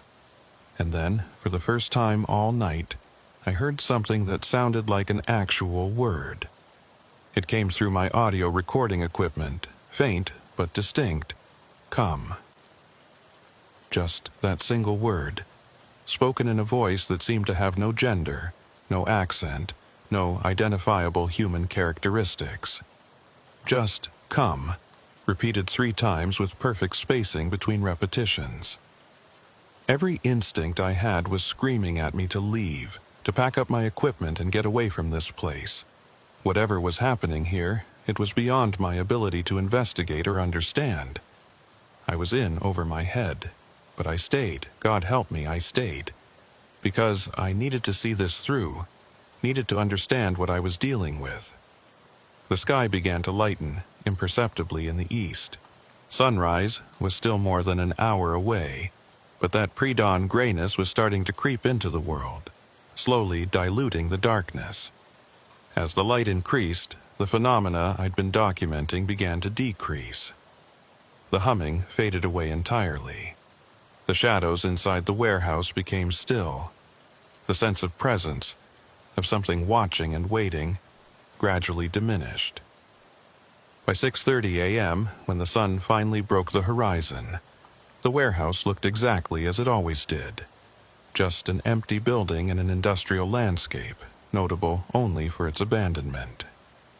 I remained at my observation post until 8 a.m., when the port began to come alive with the day's activity. Workers arrived. Trucks began moving cargo. The whole area transformed from its nighttime state into something busy and mundane. Finally, I packed up my equipment and made my way back to my vehicle. The walk seemed shorter in daylight, less oppressive. I was exhausted, physically and mentally drained from the night's vigil, but I had what I'd come for: documentation. Hours of footage, audio recordings, written observations. Evidence of what was happening at that warehouse. Proof that I wasn't imagining things or falling victim to mass hysteria. The question now was, what was I going to do with this evidence? I couldn't submit it through official channels. My unauthorized surveillance operation had violated too many rules and regulations. Even if I could prove everything I'd documented was real, I'd likely face disciplinary action for how I'd obtained the evidence. But I also couldn't just sit on it, couldn't pretend I hadn't seen what I'd seen. Whatever was happening at that warehouse, it was significant. It needed to be investigated properly, by people with more resources and authority than I had. I drove home in a daze, barely aware of the morning traffic around me. When I finally pulled into my apartment's parking lot, I sat in my car for several minutes, trying to gather my thoughts. My phone buzzed, a text from Brennan. "Where are you? Called your apartment but no answer, starting to worry." I stared at the message, trying to decide how to respond. I couldn't tell him what I'd been doing, couldn't explain the night I'd just spent. Not yet. Not until I'd figured out what it all meant. "I'm fine," I texted back. "Just needed to clear my head. I'll be in the office Monday." His response came almost immediately. "We need to talk. Something's happened with the warehouse case." My heart rate spiked. What happened? Not over text? Meet me at Rusty's in an hour? Rusty's was a bar near the office where agents sometimes met after hours. It was neutral territory, private enough for sensitive conversations, but public enough to avoid suspicion. I'll be there, I texted back. I went up to my apartment, showered quickly, and changed into fresh clothes. Looking at myself in the mirror, I barely recognized the person staring back.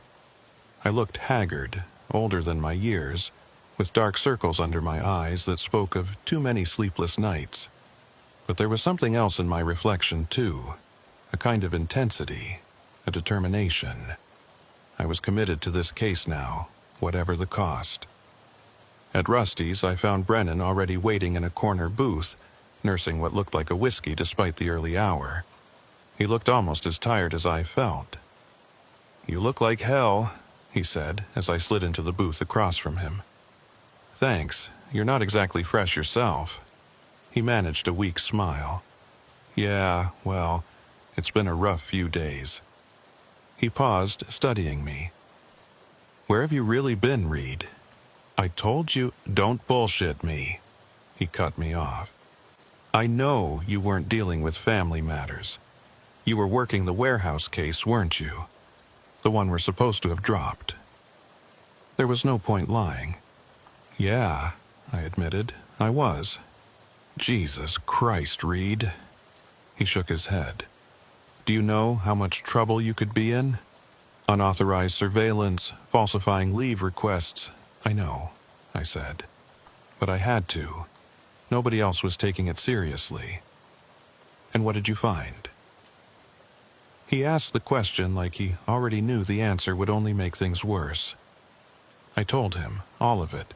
The extended surveillance, the figures I'd seen, the lights and sounds, and that single word spoken in an inhuman voice.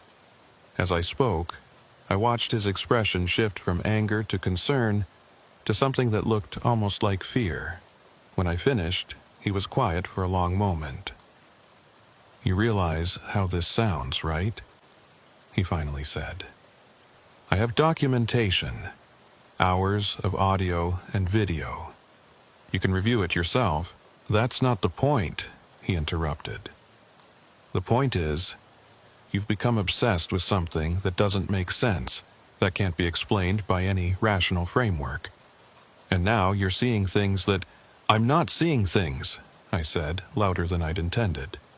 The few other patrons in the bar glanced our way. I lowered my voice.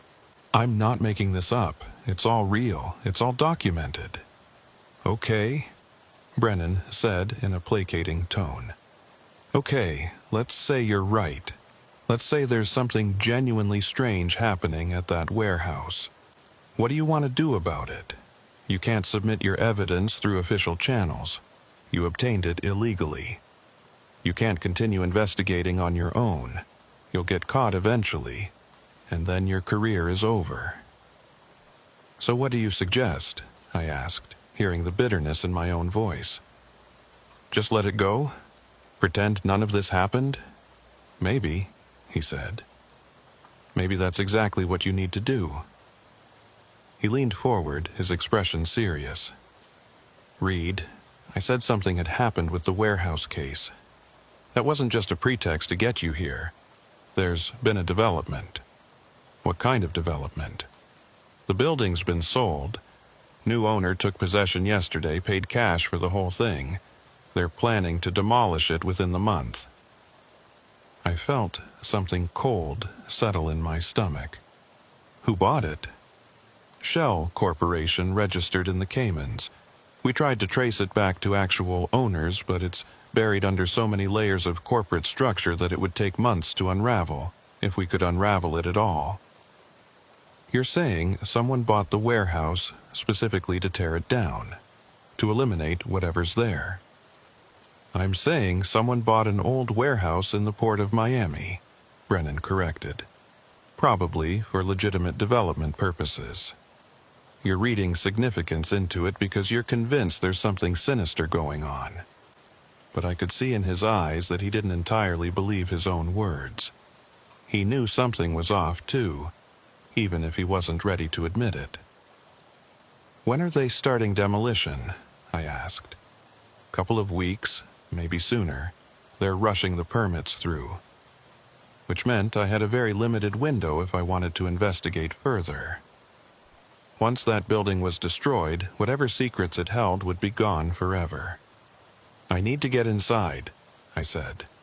"One more time properly. I need to see what's actually in there." "Read, no. With or without you," I continued. "But I'd rather not do it alone." Brennan stared at me for a long moment, clearly wrestling with the decision. Finally, he sighed. "You're really going to do this, aren't you? Even if I tell you it's the stupidest, most career-destroying idea you've ever had? Yes.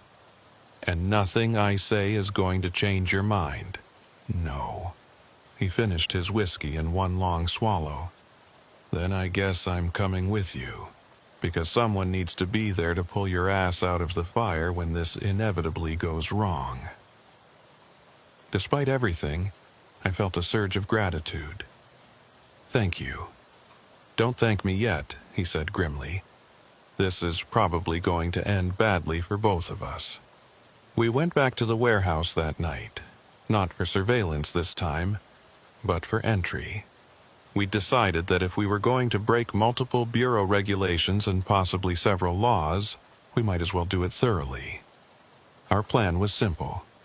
Get inside, document as much as we could as quickly as possible, get out. No extended surveillance, no waiting around to see what happened. Just a focused investigation of the interior space to determine once and for all what we were dealing with. We arrived at 11 p.m., parking in the same marina lot I'd used before. Both of us wore civilian clothes rather than our FBI gear. If we got caught, we wanted at least some deniability about acting in an official capacity. The walk to the warehouse was tense. Neither of us spoke much. Both of us focused on our surroundings, alert for any sign that we were being watched or followed. The port was quieter than usual that night. Fewer trucks moving, fewer workers visible in the lighted areas. When we reached the building, Brennan produced a set of bolt cutters from his bag. "Last chance to back out," he said quietly. "Not backing out," I replied. He nodded and cut through the chain securing the rolling door. The sound of metal parting seemed incredibly loud in the quiet night, and we both froze, listening for any reaction. Nothing. Together, we lifted the rolling door just high enough to slip underneath, then lowered it again behind us. I activated my flashlight, sweeping the beam across the warehouse interior. Empty, just as it had been during the forensic investigation, just as it had appeared through our cameras. Concrete floor, rusted equipment, scattered debris. No signs of occupancy, no indication of the phenomena we'd documented. But the air inside felt different, heavier, more oppressive, like the atmosphere before a thunderstorm. And there was a smell I hadn't noticed before, something I couldn't quite identify. Not unpleasant exactly, but foreign, out of place. "You're sure about this?" Brennan asked, his voice barely above a whisper. "I'm sure," I said, though I wasn't. Not really. Every instinct was screaming at me to leave, to get out while we still could. We moved deeper into the warehouse, our flashlight beams cutting through the darkness. Brennan pulled out his tablet and activated his body camera, recording everything. I did the same with my phone, documenting our progress. The warehouse seemed larger inside than it had appeared from the outside, the ceiling higher, the walls more distant. Probably just a trick of the darkness and the way our lights created pockets of visibility in the surrounding gloom, but it added to the general sense of wrongness. We found the marks I'd photographed, the symbols carved into the walls. In person, they were even more unsettling, each one seeming to pulse with a faint luminescence that I couldn't entirely attribute to reflections from our lights. "What are these?" Brennan asked, running his fingers over one of the carvings. "Dr. Holbrook couldn't identify them specifically," I said. but she was sure they were intentional, meaningful. Meaningful how? That's what we're here to find out. We continued our circuit of the interior, documenting everything. Near the back of the warehouse, we found something we'd missed during the forensic investigation. A hatch in the floor, maybe 3 feet square, partially covered by debris. Brennan and I looked at each other. "Well," he said, "that's new." Together, we cleared away the debris and examined the hatch. It was metal, rusted but still functional, with a simple latch mechanism. No lock, no obvious security measures. "Think we should open it?" Brennan asked. "We came here to investigate," I said. "So yeah, I think we should open it." He nodded and reached for the latch. It took some effort. The metal had seized up over years of disuse, but eventually it gave way with a screech that made us both wince. Brennan pulled the hatch open, revealing a ladder descending into darkness below. I shone my light down into the opening, but the beam seemed to be absorbed by the blackness, revealing nothing. "How deep do you think it goes?" Brennan asked. "Only one way to find out." I went first, climbing down the ladder slowly, testing each rung before putting my full weight on it. The metal was cold under my hands, slick with condensation or something worse. After about 20 feet, my boots touched solid ground, concrete from the feel of it. I stepped away from the ladder and swept my light around, trying to get my bearings. We were in a tunnel, maybe 7 feet high and 6 feet wide, running in both directions from the base of the ladder. The walls were concrete, old and weathered, with moisture seeping through in places. The air down here was even heavier than above, thick with that unidentifiable smell I'd noticed earlier. Brennan climbed down behind me, his face pale in the reflected light from our flashlights. "This wasn't on any building plans," he said. "Martinez's team should have found this." "Maybe they did," I suggested. "Maybe they were told not to report it." "That's paranoid thinking." "Is it?" I played my light down one direction of the tunnel, then the other. Someone wanted this warehouse bought and demolished quickly. Someone didn't want it investigated too thoroughly.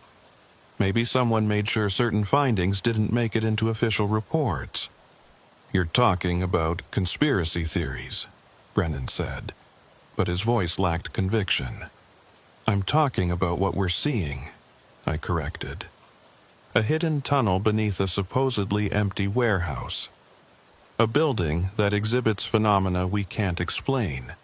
Symbols carved into walls that nobody can identify. At what point does it stop being conspiracy theory and start being reality? He didn't have an answer for that. We chose a direction at random, left, and began walking. The tunnel continued for maybe 50 feet before opening into a larger chamber, roughly circular, perhaps 30 feet in diameter. And that's where we found them. The walls of the chamber were covered in the same symbols we'd seen upstairs, but here they were everywhere, overlapping and intertwining in complex patterns that hurt to look at directly. They seemed to writhe in our flashlight beams, creating the illusion of movement, though they were clearly static carvings. But it wasn't the symbols that made Brennan and me stop in our tracks. It was what lay in the center of the chamber. A circle had been drawn on the floor in something dark, paint, or rust, or blood. I couldn't tell. Within the circle were more symbols, arranged in concentric patterns that radiated from a central point. And at that central point, lying perfectly flat on the concrete, was a piece of paper. We approached cautiously, as if the paper might explode or vanish at any moment.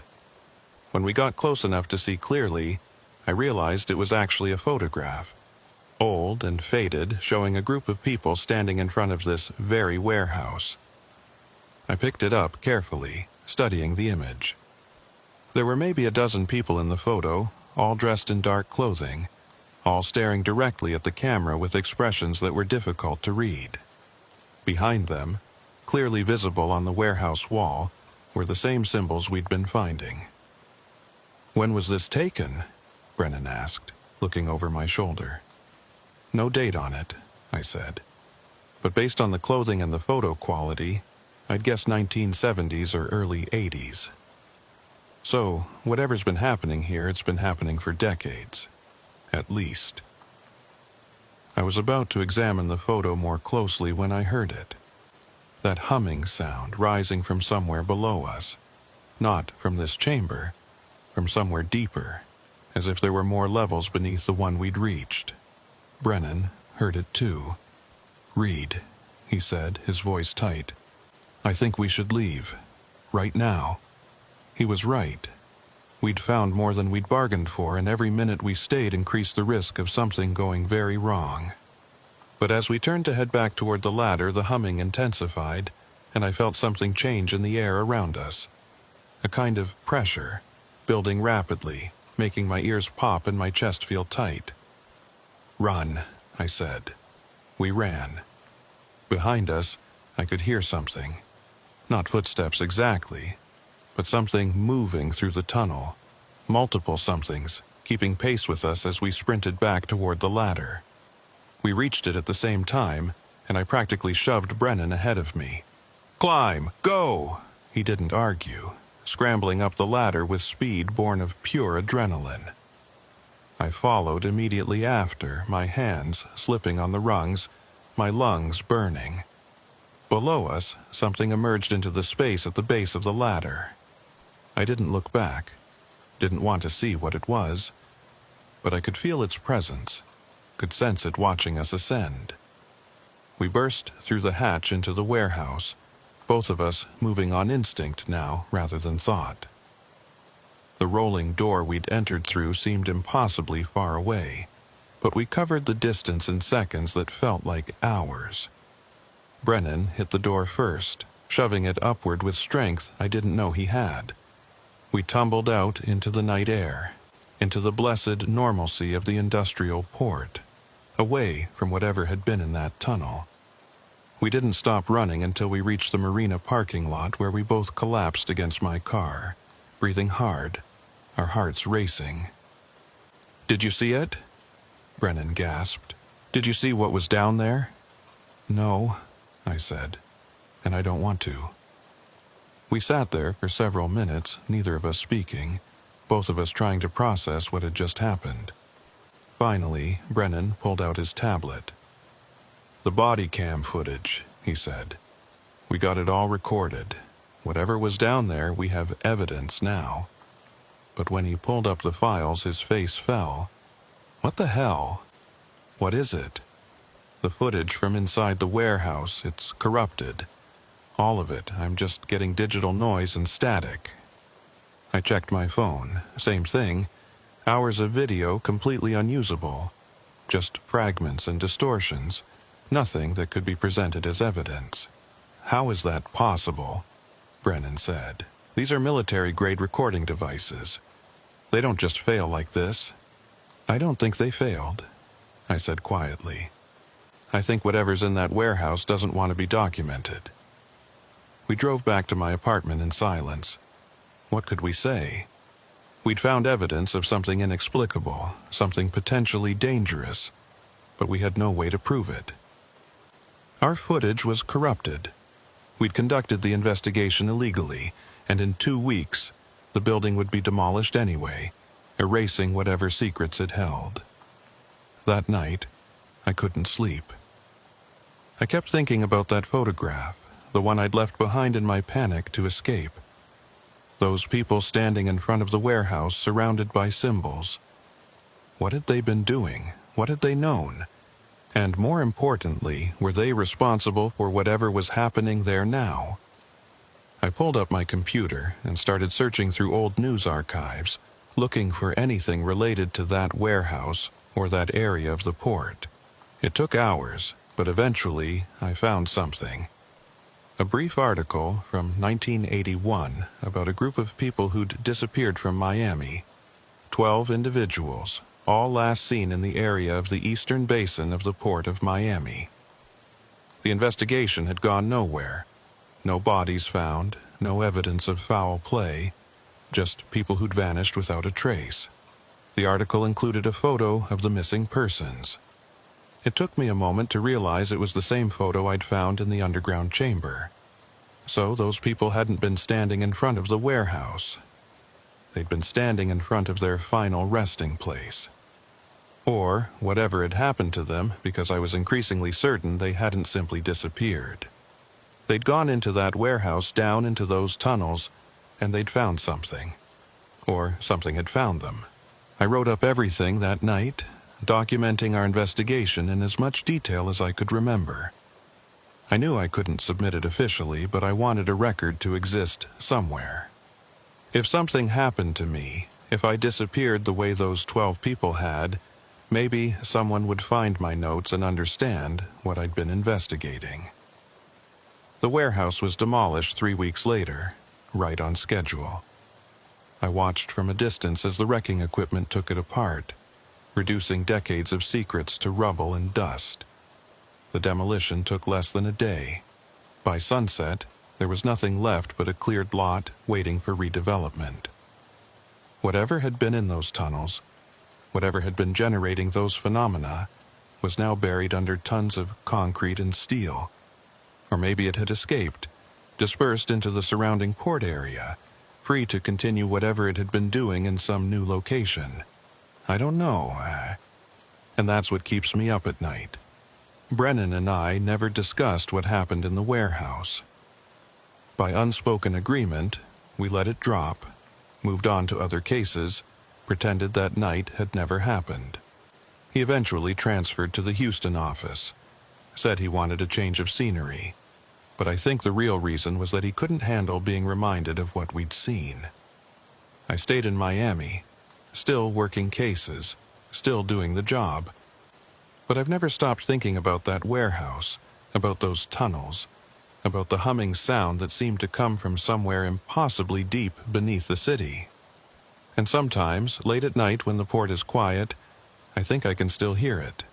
That low-frequency vibration that speaks of something vast and patient, something that predates our presence in this city and will probably outlast it. The official file on the Miami Docks case remains open, marked as unsolved, insufficient evidence. The forensic reports make no mention of tunnels or underground chambers. Martinez's team either never found them or was instructed not to report them. Only 3 pieces of evidence remain: the corrupted video files that Brennan and I captured, the notes I wrote that night after our escape, and the memory of 3 seconds of warehouse footage that shows something moving in the darkness. Those 3 seconds are still there, archived in the Bureau's database. Sometimes I pull them up and watch them, frame by frame, trying to understand what we captured. But I never can. It remains inexplicable, impossible, beyond the boundaries of what I thought I understood about the world. And that, more than anything else, is what haunts me. Not the fear or the danger or even the mystery itself, but the certainty that there are things in this world, in this city, in the places we think we know, that operate by rules we don't comprehend and can't investigate. The warehouse is gone now. The lot has been paved over, converted into additional parking for the port. Ships come and go. Cargo moves through. Life continues. But I know what was there. I know what Brennan and I found in those tunnels. And I know that demolishing a building doesn't necessarily destroy what was inside it. It just moves somewhere else, somewhere new, somewhere it can wait, patient and inexorable, until someone else stumbles across it in the dark. This is the case I've never been able to close, the investigation that never concluded. The mystery that remains unsolved, not because we didn't find evidence, but because the evidence we found made no sense. And, to this day, when I drive past that lot where the warehouse used to stand, I can feel it, that sense of presence, that certainty that I'm being watched from somewhere I can't see. The symbols we found carved into those walls, I eventually learned what they represented. Not from Dr. Holbrook, but from a retired professor of esoteric studies I tracked down in New Orleans. He looked at my photographs and went pale. "These are convergence marks," he said, "used in certain very old practices to thin the boundary between spaces, between here and elsewhere." "What's elsewhere?" I asked. "I don't know," he admitted, "and I don't think anyone who's found out has come back to tell us." So that's my answer. That's what was happening at the Miami warehouse. A convergence point, a place where the normal rules of reality became permeable, where something from elsewhere could reach through. Those 12 people who disappeared in 1981, they didn't vanish. They went through. They crossed over into whatever lies on the other side of those convergence points. And the noises, the shadows, the phenomena we documented, those were signs of whatever exists over there, pressing against the boundary, testing it, waiting for a chance to cross in the other direction. The warehouse is gone, but the convergence point isn't. You can't demolish something that exists in more dimensions than the 3 we normally perceive. You can only hide it, bury it under concrete and steel and hope that's enough. But I don't think it is. I think someday someone will dig in that lot for some reason. Utility lines, foundation work, whatever. And they'll break through to those tunnels, and they'll find the chamber with its circles and symbols, and maybe they'll be smarter than Brennan and I were. Maybe they'll leave it alone, seal it back up, walk away. But probably not. Curiosity is a powerful force. The desire to understand, to explain, to solve mysteries. It's what makes us human. It's what drives investigation and discovery and progress. It's also what leads us into darkness we're not prepared for. I still work cases. I still do the job. But I'm more careful now, more aware that not everything can be investigated safely. Some mysteries are better left unsolved. Some doors should remain closed. The 3 seconds of footage remain in the archives. Someday, maybe decades from now, someone else will find them. They'll see that dark shape moving through the empty warehouse, and they'll wonder what it was. Maybe they'll be smart enough not to look for the answer. But probably not. Because that's the thing about investigators. About anyone drawn to unexplained phenomena. We can't help ourselves. We see a mystery, and we have to solve it. We find a locked door, and we have to know what's behind it. Even when everything inside us is screaming to walk away. Even when we know, deep down, that some things are meant to stay hidden. I learned that lesson in the Miami warehouse. But the cost of learning it was the loss of certainty. The loss of the comfortable belief that the world operates according to rules I understand. Now I know better. Now I know that beneath the surface of our ordered reality, there are spaces where different rules apply. Places where the impossible becomes mundane, where the inexplicable is simply the way things are. The warehouse case taught me that. And it's a lesson I can never unlearn. So I document what I found, I write these notes, and I hope that someday they'll be useful to someone. Maybe they'll prevent another agent from making the same mistakes I did. Maybe they'll serve as a warning about what lies beneath the industrial landscapes of our cities. Or maybe they'll just be filed away, ignored, dismissed as the ramblings of an agent who spent too much time staring into the darkness and saw things that weren't there. But they were there.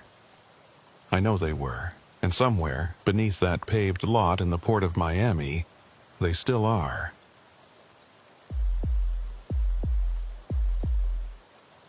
The air in Little Havana was different from the rest of Miami. Heavier somehow, thick with the smell of Cuban coffee and cigar smoke even at 10 p.m. on a Tuesday night. The neighborhood had its own rhythm, its own pulse that didn't sync up with the broader city around it. You could feel it in the way sound traveled down the narrow streets, bouncing off the colorful buildings and old storefronts in patterns that seemed almost musical. I'm Special Agent Tyler Reeves, FBI, Miami Field Office. 7 years with the Bureau, 4 of them working South Florida cases. Most of my work involved financial crimes and fraud investigations, the kind of white-collar cases that kept you behind a desk more than in the field. But tonight was different. Tonight I was sitting in an unmarked sedan on Calle Ocho, watching the third-floor window of a crumbling apartment building, waiting for a fugitive who might not even be there. The case was straightforward on paper. Marcus Diaz, wanted on federal racketeering charges, had been on the run for 6 months. We'd tracked him through a dozen cities, always arriving a day or two after he'd moved on. Smart guy, careful, knew how to stay invisible. But 2 days ago, one of our informants had placed him at this address in Little Havana, holed up in an apartment that belonged to a distant cousin. That's what brought me here tonight, along with Agent Sofia Campos, a Cuban-American agent from our organized crime unit who knew Little Havana better than anyone else in the office. She'd grown up 3 blocks from here, still had family in the neighborhood. When I'd been assigned the lead on bringing in Diaz, she'd volunteered to assist specifically because of her local knowledge. "Third floor, apartment 3C, Sophia said from the passenger seat, checking her notes on her tablet. Diaz's cousin hasn't been seen at the apartment in 2 weeks, but neighbors report hearing movement inside.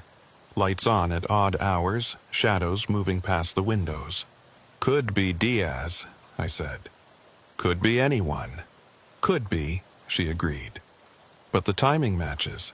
His cousin disappeared right around when our informant says Diaz showed up in Miami. The building we were watching was typical for this part of Little Havana. 3 stories of faded pink stucco with wrought iron balconies and cracked concrete steps leading to a central entrance. Built sometime in the 50s or 60s, it had probably been nice once. Now, it was just another aging structure in a neighborhood that had seen better days, home to recent immigrants and people who couldn't afford anywhere else. "What's the plan?" Sophia asked. "Wait until we see him, then call for backup and make entry." "That's the idea," I said. "Though I'd prefer to actually confirm he's in there before we kick down any doors. Last thing we need is to storm the wrong apartment and scare the hell out of some grandmother who has nothing to do with this." "Agreed," Sophia said. She had her service weapon holstered at her hip, her FBI credentials hanging from a lanyard around her neck. Like me, she was wearing civilian clothes, jeans, and a dark jacket to avoid drawing attention. We'd been parked here for 2 hours already, and the last thing we wanted was for someone to notice us and tip off Diaz. The street was relatively quiet for a Tuesday night in Little Havana. A few cars passed occasionally, salsa music drifted from an open window somewhere nearby, and I could see an older man sitting on a first-floor balcony, smoking and watching the street with the patient vigilance of someone who'd lived here long enough to know everyone's business. "Think that guy has noticed us?" I asked, nodding toward the man on the balcony. Sophia glanced over. "Definitely. But he probably sees suspicious cars on this street all the time. Drug dealers, immigration enforcement, whoever. As long as we don't do anything obviously threatening, he'll just keep watching." At 10:47 p.m., the lights in apartment 3C flickered. Not like someone turning them on and off deliberately, but the kind of brief power interruption you might see during a storm. The lights dimmed, went out completely for maybe 2 seconds, then came back on. "You see that?" I asked. "Yeah," Sophia said, leaning forward to get a better view. "Could be electrical problems. This building's old enough that the wiring is probably shot. Or someone inside playing with switches," I suggested. We watched for several more minutes, but the lights remained steady. No shadows moved past the windows. No sign of anyone inside. At 11:15 p.m. it happened again. The lights in 3C flickered and died. This time staying dark for maybe 5 seconds before returning. And this time I caught a glimpse of something. a brief silhouette against the curtained window, visible for just a moment before the lights came back. "There," I said, pointing. "Someone's definitely in there." Sophia nodded, already reaching for her radio to call it in. "This is Agent Campos. We have visual confirmation of movement in the target apartment, requesting backup for entry." The response came back almost immediately. Backup was at least 20 minutes out. A multi-vehicle accident on the Palmetto Expressway had traffic snarled across half the city, and the nearest available units were stuck in it. "Copy that," Sophia said into the radio. "We'll maintain visual until backup arrives." But 20 minutes was a long time. Long enough for Diaz to realize he'd been spotted. Long enough for him to escape out a back exit or a fire escape we hadn't covered. I looked at Sophia, reading the same calculation in her expression. "We could do a soft approach," I suggested. "Just knock on the door, talk to whoever's inside, confirm identity before backup arrives." "That's not protocol," Sophia said, but her tone suggested she was considering it anyway. "Protocol assumes we have backup readily available," I countered. "Right now, we have a fugitive who might be in that apartment, and a 20-minute window for him to disappear again. I'm not saying we go in hard, just knock, identify ourselves, see if we can keep him contained until the cavalry shows up." Sophia thought about it for a moment, then nodded. "Okay, but we stay in the hallway. No entering the apartment no matter what. We identify him, we keep him talking, we wait for backup to actually make the arrest." "Agreed," I said, checking my weapon and body camera. "Let's go have a conversation." We exited the vehicle and crossed the street, moving with purpose but not urgency. No need to look like we were raiding the place. To any watching neighbors, we could just be visiting friends. Nothing unusual. The building's entrance was unlocked. Not surprising in a place like this, where residents were constantly coming and going and a broken door lock probably wasn't high on the landlord's priority list. We entered a dim lobby that smelled of mildew and old cooking oil, with a staircase leading up and a row of battered mailboxes on one wall. "Third floor," I said quietly, and we started climbing. The stairs creaked under our feet, the sound echoing in the confined space. Somewhere above us, I could hear a television playing loudly, the rapid-fire Spanish of a telenovela filtering through a thin door. On the second-floor landing, a cat darted past us and disappeared down a hallway. When we reached the third floor, we found ourselves in a corridor lit by a single flickering fluorescent light. 4 apartment doors faced us, including 3C at the far end. The hallway was narrow, claustrophobic, with peeling wallpaper and a carpet that had probably been brown once, but was now an indeterminate shade of gray. As we approached 3C, the overhead light flickered more intensely, dimming almost to darkness before brightening again. I glanced at Sophia, who shrugged. Old building, old electrical system. The door to 3C was painted a faded blue, the number barely visible where the metallic 3 and C had tarnished over time. No sounds came from inside. No light visible under the door or through the peephole. I positioned myself to one side of the door, standard procedure, staying out of the direct line of fire in case things went wrong, while Sophia took the other side. Then I knocked, 3 firm raps that echoed down the hallway. "FBI," I called out. "We need to speak with whoever's inside." No response. I waited 10 seconds, then knocked again.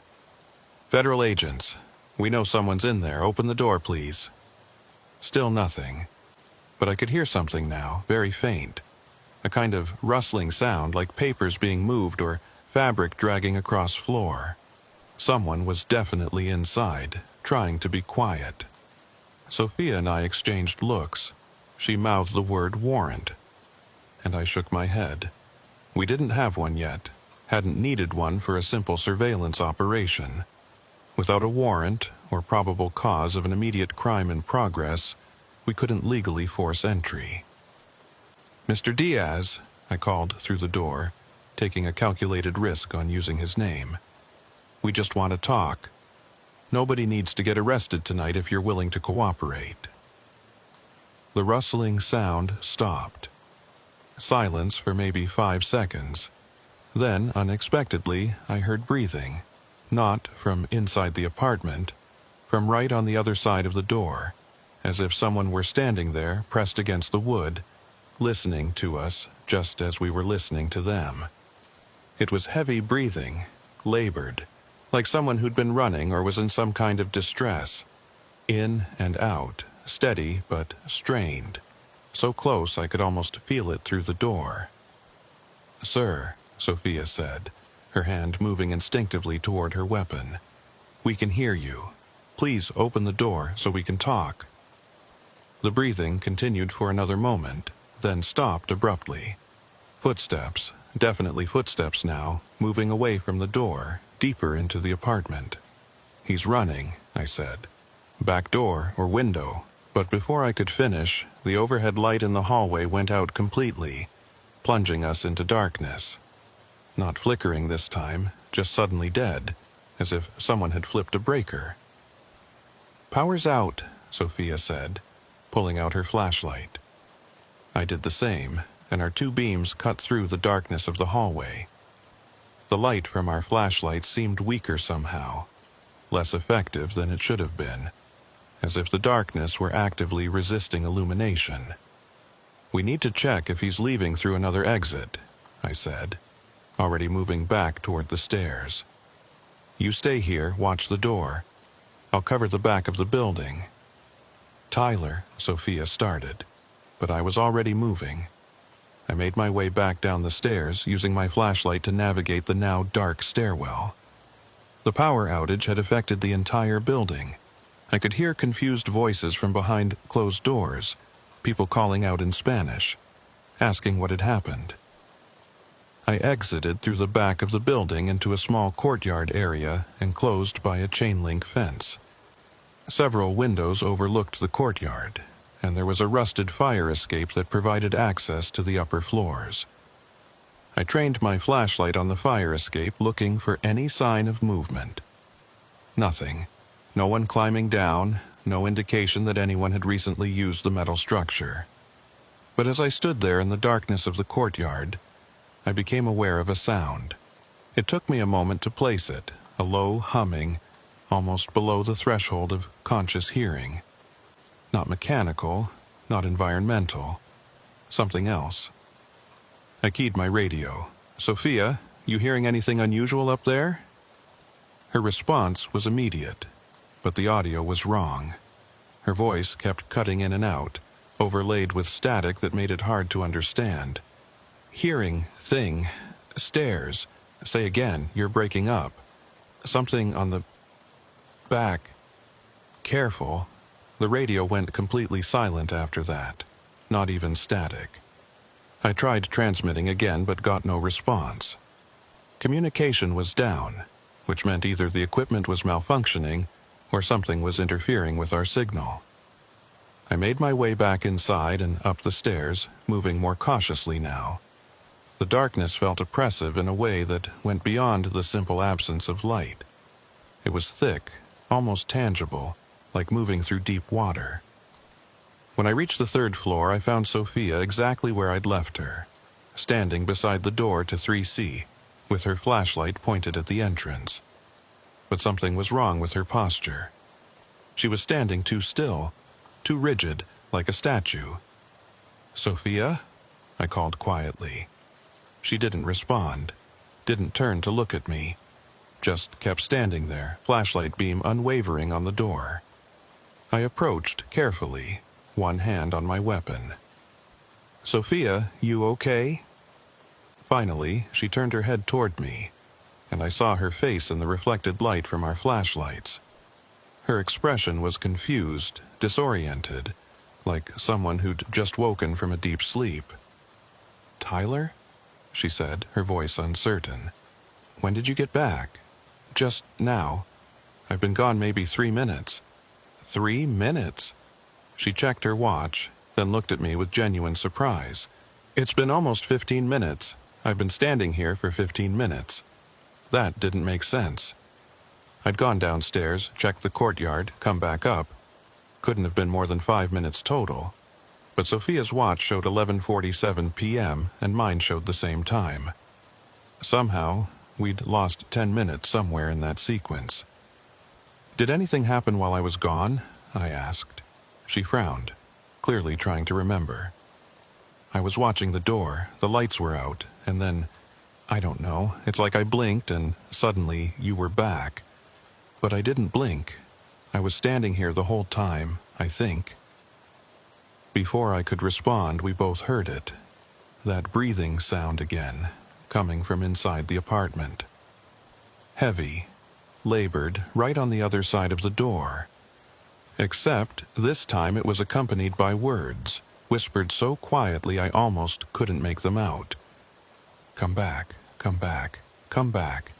Just those 2 words, repeated in a voice that sounded wrong somehow.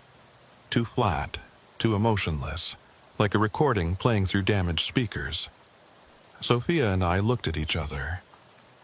"That's not Diaz," she said quietly.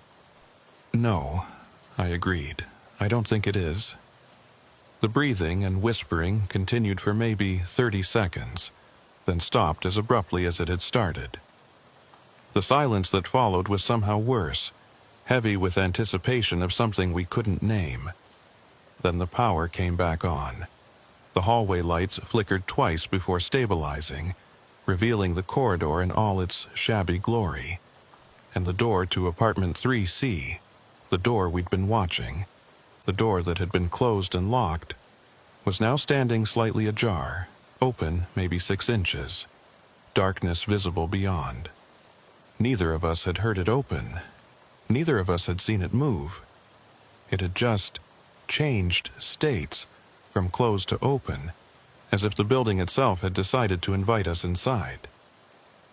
"We should wait for backup," Sophia said, though I could hear in her voice that she knew waiting wasn't really an option anymore. Whatever was happening here had moved beyond a simple fugitive apprehension. This was something else entirely. I activated my body camera, making sure it was recording, then pushed the door open wider with my foot while keeping my weapon drawn. The hinges creaked, a sound that seemed too loud in the renewed silence of the hallway. "FBI," I announced. "We're coming in." The apartment was dark except for the light spilling in from the hallway. I swept my flashlight across the interior, revealing a small living room area sparsely furnished with a sagging couch and a TV on a plastic stand. Beyond that, I could see a kitchenette with a few dirty dishes in the sink and a short hallway that presumably led to a bedroom and bathroom. Everything looked normal. Poor, neglected, but normal. Nothing obviously wrong or threatening. Except for the fact that the apartment was completely empty. No Diaz, no cousin, no one at all. Just furniture and shadows. "Clear left," Sophia said, checking the kitchen area while I covered her. "Clear right," I confirmed, moving toward the hallway. The bedroom was small and cramped, with an unmade bed and clothes scattered on the floor. The bathroom was empty, the shower curtain pulled back to reveal a rust-stained tub. No one hiding, no sign of anyone having been there recently. We'd heard someone inside this apartment. We'd heard breathing, footsteps, words. But there was no one here. No open windows, no back exit. The only way out was the door we'd come through, and we'd been watching it the entire time. "How is this possible?" Sophia asked, voicing the question we were both thinking. "I don't know," I admitted. "Could they have left before we got here? Used the power outage to slip past us in the dark?" "We would have seen them on the stairs," Sophia pointed out. "And you were covering the back. Where could they have gone?" I had no answer for that. We documented the apartment thoroughly, checked every possible hiding spot, and found nothing. Whoever, or whatever, we'd heard was gone, vanished as completely as if they'd never existed. My radio crackled to life suddenly, making us both jump. Agents Reeves and Campos, this is dispatch. Backup units are arriving at your location. Status report, please. Sophia keyed her radio. We're in apartment 3C. The apartment is clear, no sign of the suspect. Building experienced a power outage approximately 20 minutes ago, now resolved. Recommend we maintain position until backup arrives for a complete sweep. Copy that. Units are entering the building now. Within minutes, 4 more agents had joined us on the 3rd floor, along with 2 Miami PD officers who'd responded to assist. We conducted a thorough search of the entire building. Every apartment, every storage space, every possible exit. We interviewed neighbors, checked security footage from nearby businesses, did everything by the book. Marcus Diaz was not in the building. According to residents we spoke with, no one matching his description had been seen in the area. The apartment's actual tenant, Diaz's cousin, had indeed disappeared 2 weeks ago, but neighbors assumed he'd just moved out without notice, something that happened frequently in the building. As for the phenomena Sophia and I had experienced, the breathing, the whispered words, the power outage, the lost time, none of it showed up in our recordings. My body camera had captured footage of us approaching the apartment, knocking on the door, but the audio was corrupted with static. The moments when we'd heard the breathing and whispering were just white noise and distortion on the recording. By 2 a.m., we'd exhausted all leads. The supervising agent who'd come to oversee the operation authorized us to clear the scene, mark the case as active but cold, and head home. We'd file our reports in the morning. As Sophia and I walked back to our vehicle, she said quietly, "We both experienced the same things in there. The breathing, the voice, the lost time. That can't all be coincidence." "No," I agreed. "It can't." So, what was it? I didn't have an answer. And as we drove away from Little Havana back toward our respective homes, I couldn't shake the feeling that we'd missed something important. Something that had been right in front of us the entire time, hidden in plain sight by the very strangeness of the events themselves. It was only later, reviewing my notes before trying to sleep, that I realized what had been bothering me. The whispered words we'd heard through the door, "Come back, come back." They hadn't been an instruction or a plea. They'd been a warning.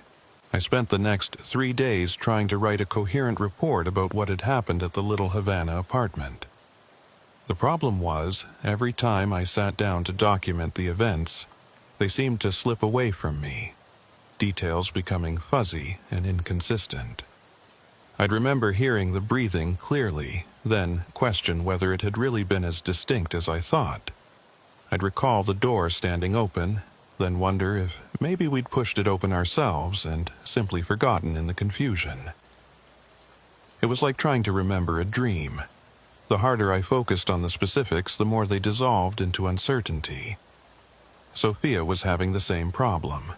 We met for coffee on Friday morning to compare notes, and I could see the frustration in her eyes as she scrolled through her tablet.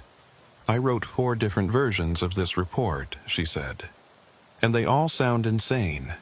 Lost time, mysterious voices, doors opening by themselves. No supervising agent is going to sign off on this. They're going to think we made it up, or that we're both having some kind of shared delusion." "So, what do we put in the official report?" I asked. "The facts. Subject was not at the location. Building experienced a power outage. Surveillance was compromised. Case remains open." She set down her tablet and looked at me. "Everything else, the weird stuff, we leave out. Chalk it up to stress and fatigue and move on." It made sense from a career perspective. No point in torpedoing our credibility over events we couldn't explain or even describe properly. But it felt wrong somehow. like we were abandoning something important. "Have you thought about going back?" I asked. "To the apartment, I mean, just to see if anything else happens." Sophia gave me a sharp look. "Why would we do that? The case is cold. Diaz isn't there. There's no operational reason to return. Except that something happened in that building. Something we don't understand.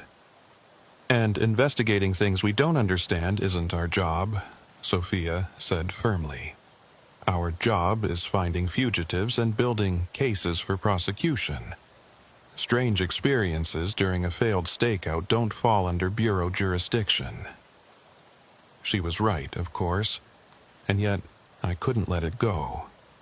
That night, lying in bed and staring at the ceiling, I kept thinking about the apartment, about the breathing we'd heard, the whispered words, the door standing open when it should have been closed, about Sophia's missing 15 minutes and the corrupted audio on our body cameras. Something had happened there. Something real, even if we couldn't properly document it. And the only way to understand it was to go back. Saturday evening, I found myself driving back to Calle Ocho, not in an official capacity. I'd left my FBI credentials and service weapon at home, brought only my personal phone and a flashlight. This wasn't bureau business. This was personal curiosity, perhaps bordering on obsession. The neighborhood looked different in daylight, less atmospheric but also more clearly struggling. I could see the poverty that the night had partially hidden, the cracked sidewalks, the closed storefronts with faded signs, the people sitting on stoops who watched me pass with expressions that ranged from curious to suspicious. I parked in front of the building and sat for a moment, studying the structure. In the evening light, it looked almost benign, just another aging apartment building in a neighborhood full of them.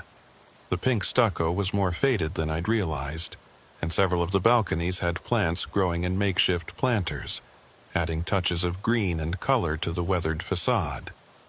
The man I'd seen smoking on the first-floor balcony during our stakeout was there again, watching the street with the same patient attention. As I got out of my car, his eyes tracked me, noting but not commenting on my presence. I approached the building's entrance, half expecting to find it locked in the daytime. But the door was open, as it had been before, and I entered the dim lobby without difficulty. The smell of cooking, plantains and pork, filled the air, mixing with the underlying scent of mildew. The stairs creaked the same way they had before, and I found myself moving more slowly this time, paying attention to details I'd missed during the urgency of our initial approach. The wallpaper on the stairwell was a pattern of faded flowers, probably installed decades ago and never replaced. Some of the steps had worn grooves where generations of residents had climbed up and down, their footfalls slowly eroding the wood. When I reached the third floor, the hallway was bright with afternoon sun streaming through a window at the far end. The fluorescent fixture that had flickered so dramatically during our visit was off now, unnecessary in the natural light. Apartment 3C looked exactly as I remembered it. Same faded blue door, same tarnished numbers, but something felt different, though I couldn't quite say what. Just a sense that the space was somehow more present, more aware than it had any right to be. I knocked on the door, not really expecting an answer. The sound echoed down the hallway and I waited, listening for any sign of occupancy. Nothing. No footsteps, no breathing, no whispered words. Just the distant sounds of the building, televisions playing, children's voices from somewhere below, the hum of air conditioning units straining against the Miami heat. I tried the doorknob, not surprised to find it locked.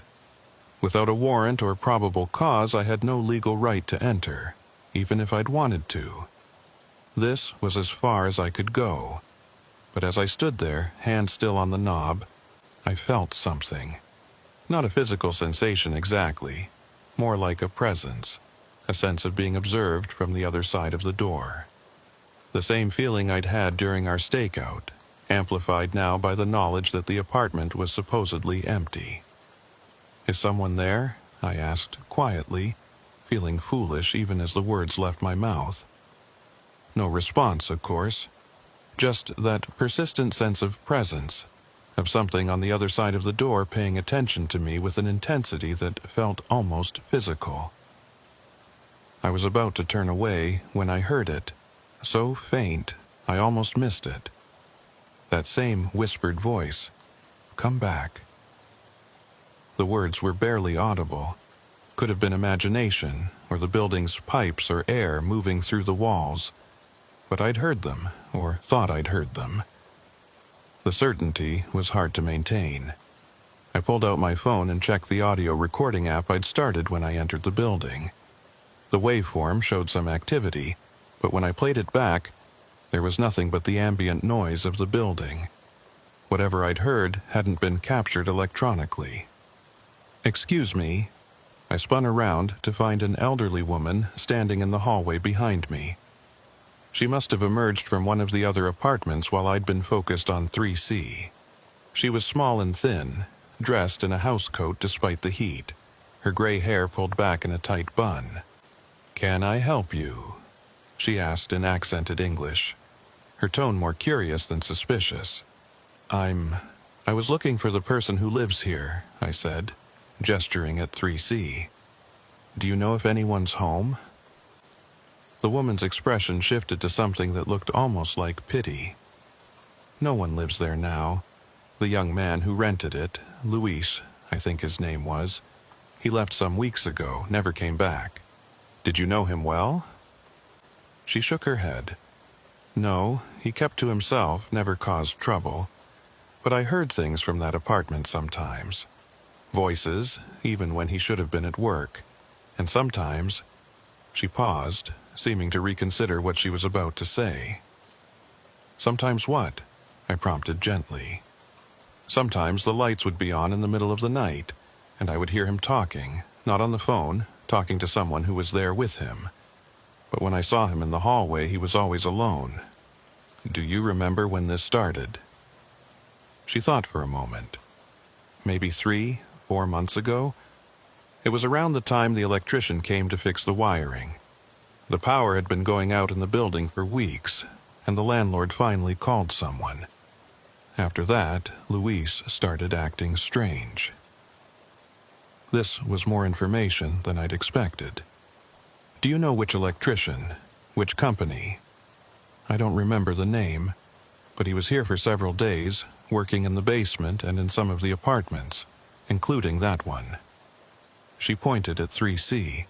"He told some of us he found old wiring, very dangerous, that it could have caused a fire." "Thank you," I said.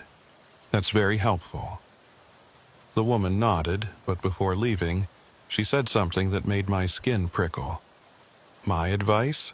Stay away from that apartment. Some places remember things, some places don't want to be empty." She shuffled back to her apartment, 3A, directly across from 3C, and closed the door, leaving me alone in the hallway again. I stood there for several more minutes, processing what she'd told me. An electrician working on the building. Problems with the wiring starting 3 or 4 months ago. Luis acting strangely after that, then disappearing 2 weeks ago. And now we'd come here chasing a fugitive who'd supposedly been staying with Luis, only to find an empty apartment and experience phenomena we couldn't explain. I pulled out my phone and called Sophia. She answered on the 3rd ring, and I could hear traffic noise in the background. "Please tell me you're not at that apartment," she said without preamble. "I'm at the building," I admitted. "Not inside the apartment. Just talking to neighbors, getting background. Tyler, we agreed to let this go. You agreed to let it go. I never did." I quickly filled her in on what the neighbor had told me. "Something happened here a few months ago, something connected to electrical work, and it's been affecting the building ever since." Sophia was quiet for a moment. "You know how paranoid that sounds, right? You're suggesting that an electrician did something to this building that's causing supernatural phenomena?" "I'm not suggesting anything supernatural," I said, though I wasn't entirely sure that was true. "I'm saying there's a pattern here. Problems with the electricity, strange experiences, people disappearing. That's worth investigating." "Not through unofficial channels," Sophia said firmly. "If you want to pursue this, do it properly. File a request for a follow-up investigation, get authorization, work it as an official case, and say what in the request. I heard a spooky voice and want to chase ghosts? You say there's a pattern of suspicious disappearances connected to this location," Sophia said. "That's legitimate. Luis disappeared. Diaz supposedly came here, and now we can't find him. That's 2 missing persons. Frame it that way, and you might get approval." She was right. I needed to work within the system, not around it. Going off on unauthorized solo investigations was a good way to end my career. "Okay," I said. "I'll file the request Monday morning. But in the meantime, can you do me a favor? Check if there have been any other missing persons reports connected to this building or this block." "I can do that," Sophia agreed. "But Tyler, be careful. I don't know what we encountered in that apartment, but my instinct says it's something we shouldn't poke too hard." After we hung up, I took one more look at the door to 3C. In the afternoon light, it looked completely ordinary. Just a door, slightly shabby but unremarkable. But I knew better now. There was something on the other side of that door, something that waited in the darkness and whispered to people who got too close. Something connected to the building's electrical system, perhaps, or to whatever the electrician had done during his repairs. I needed to find that electrician, needed to understand what he'd discovered in the walls and under the floors. Because I was increasingly certain that the answer to what was happening in apartment 3C lay somewhere in the building's infrastructure, in the hidden spaces behind the walls where old wiring snaked through the structure like veins carrying something other than electricity. As I left the building and walked back to my car, I glanced up at the third-floor windows. The sun was setting now, casting long shadows across the facade. And for just a moment, I could have sworn I saw a silhouette standing in one of the windows of 3C, watching me leave. But when I looked directly at it, there was nothing there. Just curtains and the reflection of the dying light. I drove back to my apartment with the feeling that I'd just committed to something I didn't fully understand. This was no longer just about finding Marcus Diaz or solving a cold case. This was about understanding what was happening in that building, what force or phenomenon or whatever it was had taken up residence there and was reaching out to anyone who came too close. And despite every rational instinct telling me to walk away, to let someone else handle this, I knew I couldn't. I'd heard that voice calling me back. I'd felt that presence waiting on the other side of the door. Whatever was in apartment 3C had noticed me. And I had the distinct impression that it wasn't going to let me leave it alone now. Monday morning, I submitted my request for a follow-up investigation into the Little Havana apartment building. I framed it exactly as Sophia had suggested, as a missing persons inquiry, focused on the pattern of disappearances rather than the unexplainable phenomena. 2 people connected to that location had vanished without trace. That was enough to justify further investigation, regardless of what else might be happening. The request sat on my supervisor's desk for 2 days before I got called into his office. Special Agent in charge Marcus Brenner was a 20-year bureau veteran, methodical and by the book. He'd risen through the ranks by avoiding controversy and maintaining a perfect clearance rate on his cases. He was not the kind of supervisor who encouraged agents to chase unusual theories. "This request," he said, tapping the file on his desk. "The Little Havana follow-up. Walk me through your reasoning." I'd prepared for this. 2 individuals with known connections to apartment 3C at 847 Calle Ocho have disappeared within a 3-week period. Luis Moreno, the apartment's renter, hasn't been seen since October 1st. Marcus Diaz, wanted on federal racketeering charges, was placed at that location by a credible informant and has since vanished. Both disappearances are uncharacteristic.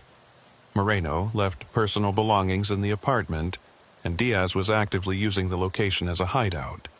Something caused both men to leave suddenly and completely. You think they're connected? The disappearances? I think the location is significant, I said carefully. There may be something about that apartment or that building that's relevant to both cases. Brenner studied me for a moment. Agent Campos noted in her report that you and she experienced equipment malfunctions during your surveillance. Body camera audio corrupted, radio communication failures. You think that's related? Possibly. The building has a history of electrical problems. That might account for the equipment issues. Or it might just be old equipment and operator error, Brenner said dryly. But he didn't reject the request outright. I'll authorize a follow-up, but limited scope. You have 3 days. Find something concrete connecting these disappearances to that location, or we close the case and move on. Understood? Understood, I said. Thank you, sir. With official authorization in hand, I started by tracking down the electrician who'd worked on the building 4 months earlier. It took most of Monday afternoon, but I eventually found a work order filed with the city's building department. Repairs to Building 847, Calle Ocho, conducted by Martinez Electrical Services, contracted by the building's owner. I called the company and spoke with the owner, Carlos Martinez. He remembered the job immediately. That building on Calle Ocho? Yeah, I remember.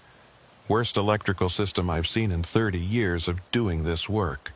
Original wiring from the 1960s, aluminum instead of copper, improper grounding throughout. I told the owner it all needed to be replaced, but he only wanted me to fix the immediate problems. What were the immediate problems? I asked.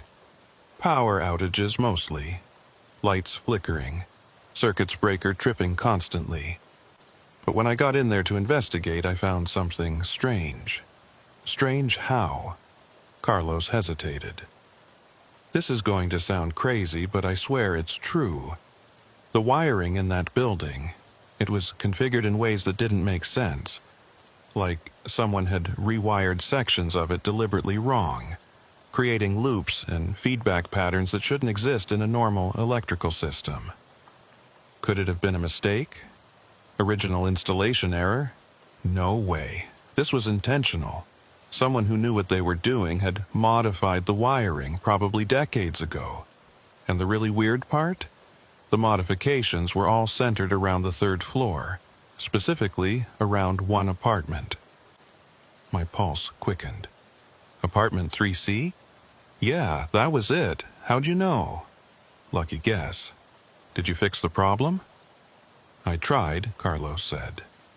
But when I started disconnecting the modified wiring, things got strange. The building's power would surge whenever I touched certain connections, and I kept hearing things while I was working in the walls. Voices, almost, just beyond the threshold of hearing. Did you report any of this? To who? The building owner just wanted the lights to stay on. He didn't care about mysterious voices in the walls. Carlos paused. Look, I did the best I could with what I was authorized to do. I fixed the immediate safety issues and stabilized the power supply. But that building's electrical system is still wrong in ways I can't fully explain. My advice? Stay away from apartment 3C specifically. Whatever's going on there, it's not just an electrical problem. After thanking Carlos for his time, I sat in my car and reviewed my notes. The pieces were starting to come together, though the picture they formed was disturbing. Someone, decades ago, had deliberately modified the building's wiring in ways that created feedback loops and unusual electrical patterns. The modifications were centered on apartment 3C. and anyone who spent time in that apartment, Luis, potentially Diaz, maybe others, eventually disappeared. I needed to get into that apartment again, this time with proper equipment to measure electrical activity and document whatever was happening there. But I also needed backup, someone who understood electrical systems better than I did. Sophia was busy with another case, but she helped me arrange access to one of the Bureau's technical specialists, a guy named David Park, who normally worked on electronic surveillance and wiretapping, but had a background in electrical engineering. He agreed to meet me at the building Tuesday evening. We arrived at 847 Calle Ocho, just as the sun was setting, the streetlights beginning to flicker on along the block. David had brought several pieces of equipment, an oscilloscope to measure electrical signals, an EMF detector to pick up electromagnetic fields, and various other tools I didn't fully understand. "What exactly are we looking for?" David asked as we climbed the stairs to the third floor. "Anomalies," I said. "Unusual electrical patterns. Anything that might explain why people who spend time in this apartment tend to disappear." "People disappear because of electrical patterns?" David raised an eyebrow. "That's a new one." "Just trust me," I said, "and document everything you find." The door to 3C was still locked, but I'd brought the building owner's permission and a key this time. Everything legal and by the book. The apartment looked exactly as it had during our first visit. Sparse furniture, signs of recent but not current occupancy. Nothing obviously wrong. David began setting up his equipment, starting with the oscilloscope connected to a wall outlet. Almost immediately, his expression changed. "That's weird," he muttered, adjusting the device's settings. "The waveform is all wrong." "Wrong how?" "AC power should have a clean sine wave at 60 Hz. This is... I don't even know what this is. Multiple frequencies overlapping, creating interference patterns I've never seen in residential wiring." He moved the oscilloscope to different outlets throughout the apartment, getting similar results each time. "It's like the electrical system is oscillating at multiple frequencies simultaneously. That shouldn't be possible with standard wiring." "Could it be dangerous?" I asked. "Potentially. These kinds of interference patterns could damage electronics, maybe even affect biological systems if the exposure is prolonged." David pulled out the EMF detector and began sweeping it around the room. The device immediately began beeping, its readings spiking into the red zone. "Okay, that's definitely not normal. The electromagnetic field strength in here is about 10 times higher than typical residential levels, and it's not uniform, it's concentrated in certain areas." He followed the EMF readings, moving through the apartment like he was tracking a scent. The readings were highest near the corners of each room and along certain walls. When he reached the bedroom, the detector went crazy, the readings maxing out completely. "There's something behind this wall," David said, tapping the surface. "Something generating a massive electromagnetic field." I helped him move the bed aside, revealing an access panel low on the wall. It was painted over but still visible if you knew what to look for. Using a screwdriver from his toolkit, David pried the panel open. Behind it was a junction box, but not like any I'd ever seen. The wiring inside was incredibly complex, with cables running in precise geometric patterns that seemed more like circuitry than conventional electrical work. And at the center of the pattern was something that looked almost like a transformer or a capacitor, a custom-built component that didn't belong in residential wiring. "What is that?" I asked. "I have no idea," David admitted. "But it's definitely custom-made, and it's connected to the building's power supply. Whatever it's doing, it's using electricity from the grid and transforming it into something else. Could it affect people? Make them disappear?" "I don't see how," David said, though he didn't sound entirely certain. But these electromagnetic field levels could definitely cause neurological effects. Headaches, disorientation, maybe even hallucinations if someone was exposed long enough. That matched what the neighbor had told me about Luis acting strangely before he disappeared. And it might explain the phenomena Sophia and I had experienced: the lost time, the whispered voices, the sense of presence. "Can you disable it?" I asked. David studied the device carefully. "Probably, but I'd recommend we document everything first. Maybe get an expert to analyze this. Whatever it is, someone went to a lot of trouble to build and install it. This isn't amateur work." We spent the next hour photographing and measuring the device, documenting its connections to the building's wiring and the electromagnetic fields it was generating. As we worked, I became aware of that familiar sensation, the feeling of being watched, of a presence in the apartment that was paying attention to what we were doing. The lights flickered once, briefly, then stabilized. David's equipment showed a surge in the readings, a spike in electromagnetic activity that didn't correspond to anything we were doing. "You see that?" David asked, pointing at his oscilloscope. "The device just activated, even though we haven't touched anything." "Can devices activate themselves?" "Not normally, no." He adjusted his equipment, trying to capture the readings. "It's almost like it's responding to us being here, like it's aware of our presence." The lights flickered again, more persistently this time. And in the darkness between flickers, I heard it, that whispered voice, "Come back, come back." David heard it too. I could see it in the way he tensed, his head turning toward the sound. "What was that?" "You tell me," I said. "Is there any way your device could generate sound?" "No. It works with electrical signals and electromagnetic fields. It can't create auditory phenomena." The whispered words came again, clearer this time. "Come back, come back, come back."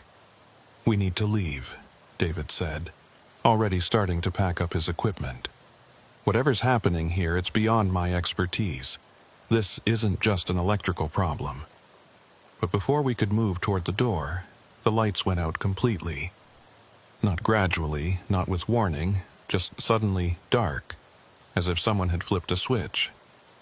Our flashlights activated automatically, cutting beams through the blackness. In the light from our flashlights, I saw something that made my blood run cold. The walls of the apartment were moving, not physically, but in some other way, rippling, distorting, as if the space itself were becoming unstable. And in the corners where the shadows were deepest, I could see shapes forming, dark silhouettes that seemed to emerge from the walls themselves. "Out," I said. "Now." We grabbed what equipment we could and moved towards the door. Behind us, I could hear that whispered voice multiplying, becoming a chorus of voices all speaking in unison. "Come back, come back, come back." We burst through the door into the hallway, and immediately the lights came back on. The apartment behind us was quiet, still, showing no sign of the phenomena we'd just experienced. David was pale, his hands shaking as he clutched his equipment. "What the hell was that?" "I don't know," I admitted. "But I think we just discovered why people disappear from this apartment." We retreated to my vehicle and sat there for several minutes, both of us trying to process what we'd witnessed.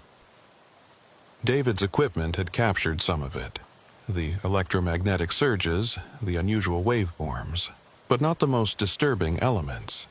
Not the voices, not the shadows forming in the corners, not the sense of the space itself becoming hostile to our presence.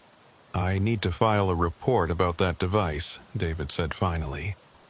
"It's definitely illegal, possibly dangerous. The building owner needs to have it removed." "I agree," I said. "But we both know removing it won't solve the real problem." "What is the real problem?" That was the question I'd been avoiding. because the answer seemed impossible, seemed to violate every principle of rational investigation I'd been trained to follow. "I think someone built that device for a purpose," I said slowly. "To create specific electromagnetic conditions in that apartment. And I think those conditions opened something, created a space where the normal rules don't apply." "That's not scientific," David protested, but his voice lacked conviction. "No, it's not," I agreed. "But neither is what we just experienced." I drove David back to the office, and we spent the next several hours documenting our findings and preparing reports. The technical data was straightforward enough: dangerous electromagnetic fields, illegal electrical modifications, building code violations that justified immediate action. But the rest of it? The whispered voices, the shadows in the corners, the sense of space becoming unstable, that we left out of the official report. Some things couldn't be documented in language that would be taken seriously. What I did include was a recommendation that Apartment 3C be declared uninhabitable, pending removal of the unauthorized electrical device and a complete inspection of the building's wiring. The building owner wasn't happy about it, but with federal authorization behind the order, he didn't have much choice. The electrician, not Carlos this time, but a specialist from the Bureau's forensic team, removed the device 2 days later.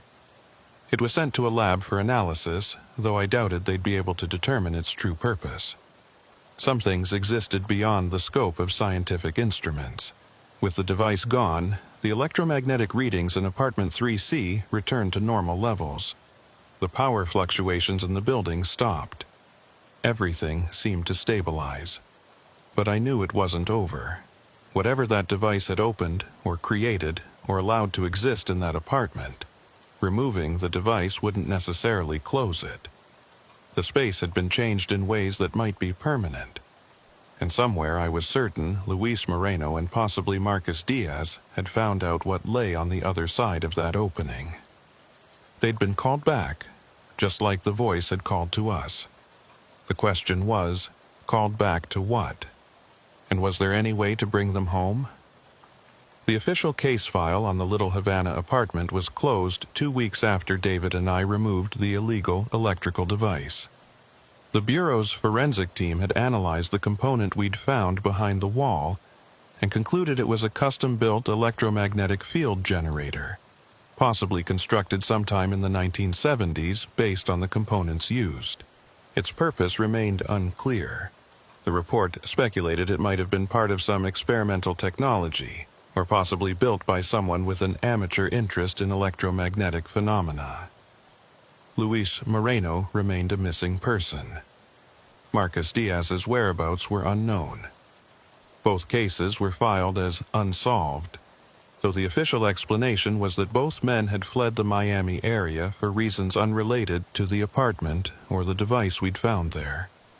I knew better, but I couldn't prove anything, and after my supervisor made it clear that I was spending too much time on a closed case, I was forced to move on to other investigations. But I couldn't stop thinking about Apartment 3C, couldn't stop hearing that whispered voice calling me back. And I kept wondering, if the device had been removed, what was still in that apartment? What had been created or opened or allowed to exist there during the decades it had been active? 3 weeks after the case officially closed, I received a package at my apartment. No return address, just my name and address written in neat block letters on plain brown paper. Inside was an old cassette tape, the kind people used for home recordings back in the 1980s, and a note written on yellowed paper. The note read, "Found this in the wall behind the device. Thought you should have it. CM. CM." Carlos Martinez, the electrician who'd first told me about the strange wiring in the building. He must have gone back, done some additional investigation, found this tape hidden somewhere in the apartment's walls. I hadn't owned a cassette player in years, but I tracked one down at a pawn shop the next day. That evening, I sat in my apartment with the tape loaded, my hand hovering over the play button, uncertain if I really wanted to hear what was recorded on it. But curiosity won out. I pressed play. At first, there was just static and the hiss of blank tape. Then a voice emerged, male, middle-aged, speaking English with a slight accent I couldn't place. "This is Dr. Michael Brenner, recording on September 14, 1974. I'm documenting my progress with what I'm calling the convergence experiment." A pause, the sound of papers rustling. "For the past 3 years, I've been researching the intersection of electromagnetic fields and consciousness. My hypothesis is that specific EM field configurations can create resonance conditions that allow for interaction with what I can only describe as adjacent spaces, dimensions or realities that exist parallel to our own but are normally inaccessible." Another pause.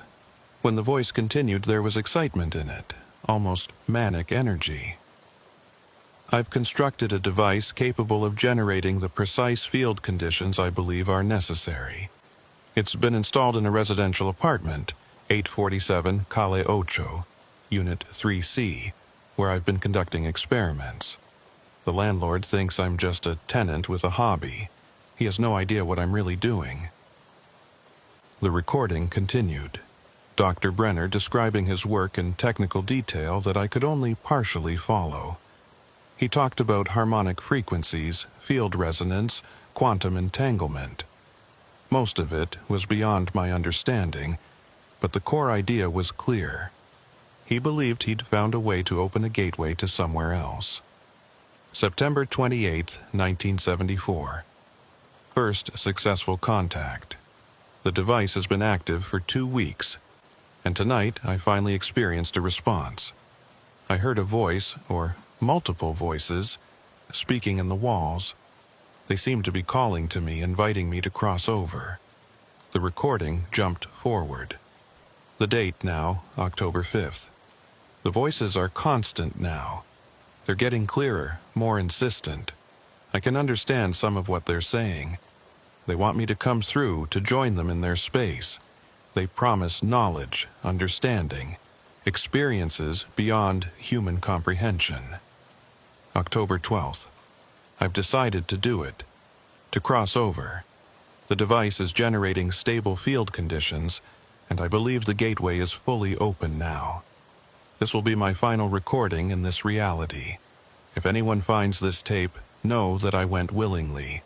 I wasn't coerced or confused. I chose to explore what lies beyond." There was a long pause, then Dr. Brenner's voice one more time, distant and strange, as if he were already partially somewhere else. "One warning. Once you hear the voices, once they begin calling to you, it's nearly impossible to resist. They pull at something deep inside, something that wants to cross over, wants to see what's on the other side. My advice to anyone who finds my work: don't activate the device. Don't open the gateway. Some doorways should remain closed." The recording ended with a sound I couldn't identify, like wind rushing through a narrow space or voices speaking in a language human vocal cords couldn't produce. Then static and silence. I sat in my apartment for a long time after the tape ended, processing what I'd heard.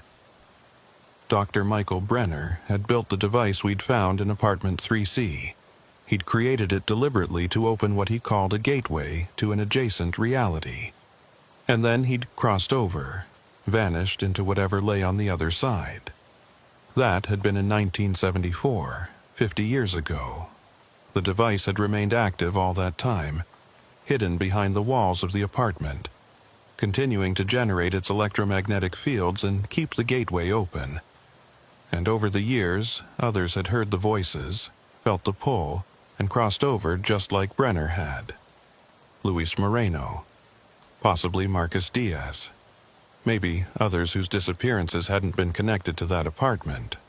And now the device was gone, removed by bureau technicians and sent to a lab. But the gateway, was it still open? Had removing the device closed it, or did it exist independently now, a permanent tear in the fabric of reality that would continue to pull people in? I had to know. Against every instinct that told me to leave it alone, to file the tape with the case evidence and forget about it, I knew I had to go back to that apartment one more time. Sophia wasn't answering her phone, and I didn't bother trying David. I knew what they'd both say. This was something I had to do alone. I arrived at 847 Calle Ocho just after midnight on a Friday. The building was quiet, most residents already asleep. I let myself in with the key I'd kept from our previous investigation and climbed the now familiar stairs to the third floor. The hallway was dark except for the flickering fluorescent light, the same light that had malfunctioned during our first visit, apparently never properly repaired.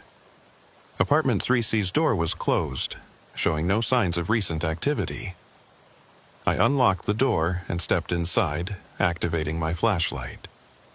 The apartment looked exactly as it had when we'd removed the device. Empty furniture, bare walls, nothing obviously wrong. But I could feel it immediately, the presence, the sense of something waiting in the darkness. The device might be gone, but whatever it had opened was still here. I moved through the apartment slowly, my light sweeping across walls and corners. Everything looked normal, and yet nothing felt normal. The air was too still, too heavy, like the atmosphere before a storm. In the bedroom, I knelt where David and I had found the device behind the access panel. The panel had been sealed again, but I could still feel electromagnetic energy radiating from the wall, weaker than before but still present. And I could hear them now, the voices. Not loud, not distinct, but definitely there. A murmur of sound that seemed to come from the walls themselves, rising and falling in patterns that might have been language. Come back, come back, come back. The same words we'd heard before, but now I understood what they meant. Not return here, but come backward, come back through the gateway, back to the other side where everyone who'd crossed over was waiting. I pulled out my phone to record what I was experiencing, but before I could activate the camera, the lights went out. Not just in the apartment, in the entire building. A power failure, sudden and complete, plunging everything into darkness. My flashlight beam seemed weaker than it should be, barely penetrating the blackness around me. And in that darkness, I saw them, the shadows forming in the corners, taking shape, becoming almost solid. They weren't threatening exactly, just present, watching, waiting. Come back. The voice was clearer now, almost recognizable. It sounded like Luis Moreno, the apartment's former tenant, speaking from somewhere beyond the walls, from whatever space he'd crossed into. Come back. Join us. See what we've seen. I wanted to run, wanted to get out of that apartment and never return. But I was also fascinated, drawn toward the shadows in a way I couldn't fully resist.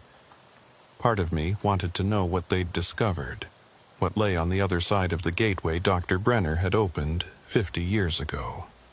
My phone vibrated in my hand. A text from Sophia. Where are you? Been trying to reach you. Something's wrong.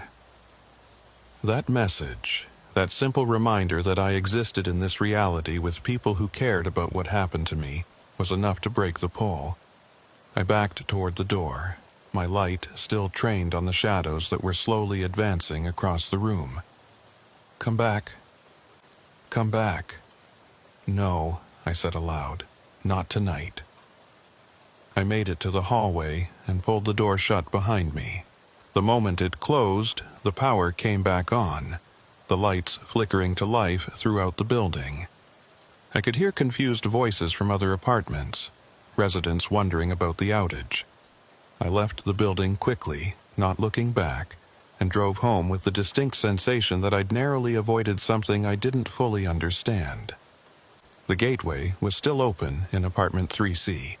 The voices were still calling, and they would continue to call to anyone who spent time in that space, pulling at them, inviting them to cross over. The next morning, I submitted an additional report recommending that apartment 3C be permanently sealed and the building be subject to regular monitoring for electromagnetic anomalies. My supervisor read the report with obvious skepticism, but ultimately approved it.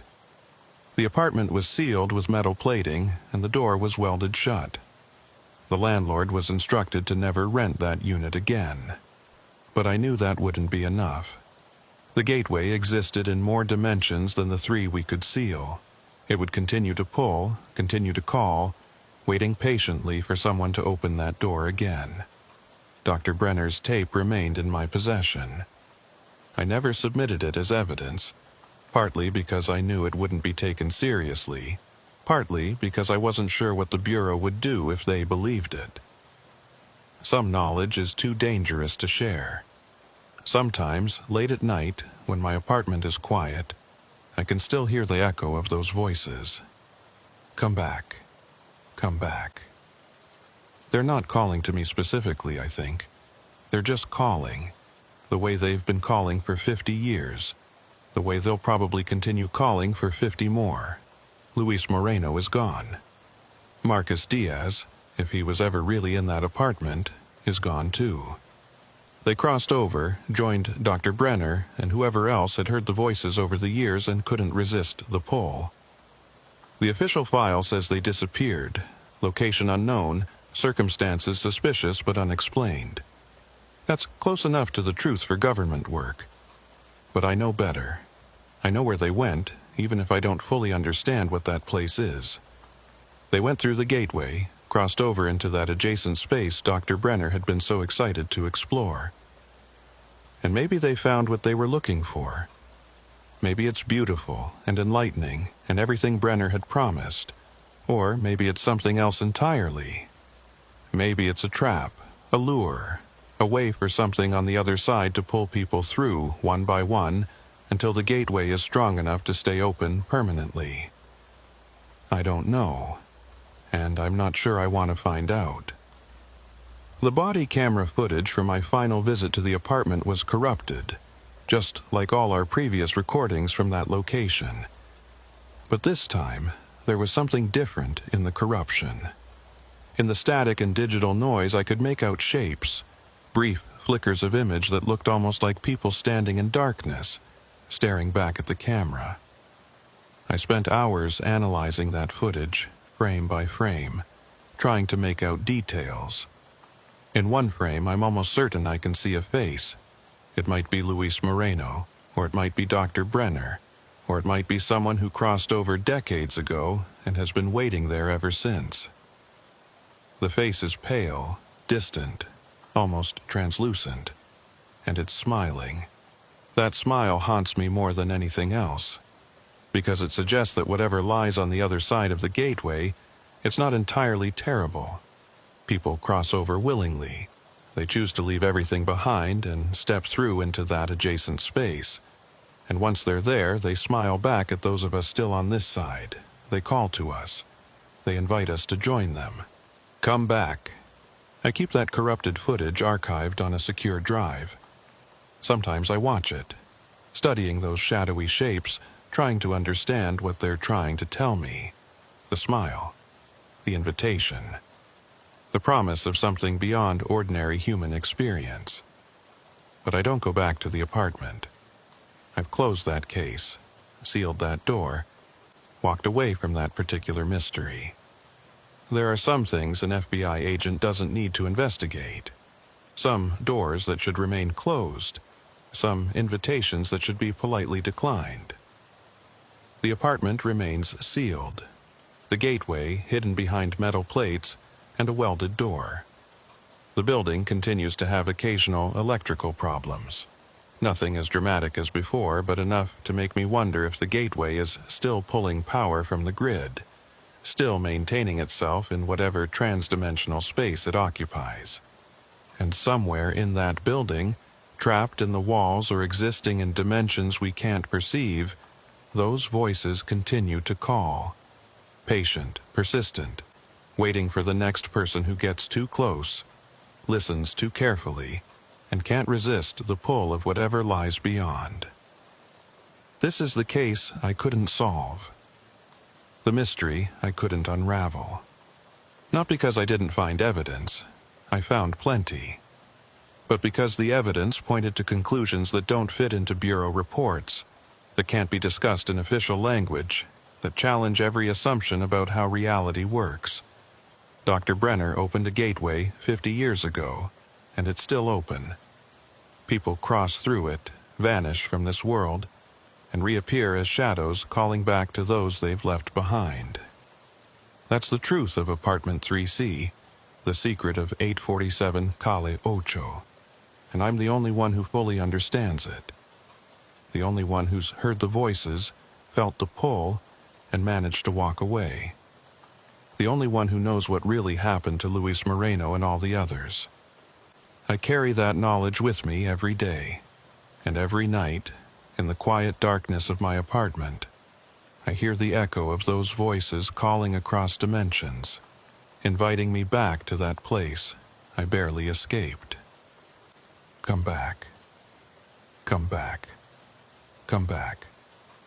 But I won't. I can't. Because I have a feeling that if I cross that threshold, if I step through that gateway into whatever lies beyond, I won't just disappear. I'll become one of the voices, calling back to the next investigator, the next curious soul who gets too close. And that's a fate I'm not ready to accept. Not yet. Not ever, if I can help it. The case is closed. The apartment is sealed. The mystery remains unsolved in any official capacity, and that's how it needs to stay. Some doors should never have been opened, and once opened, they can never truly be closed again. They just wait, patient and hungry, for the next person to hear the call. I hope that person isn't you, but if you ever find yourself in Little Havana, standing outside a pink stucco building on Calle Ocho, and you feel a pull toward the third floor, toward a welded door that shouldn't be opened, walk away. Don't listen to the voices. Don't try to understand the mystery. Just walk away. Because some invitations, no matter how tempting, should always be declined.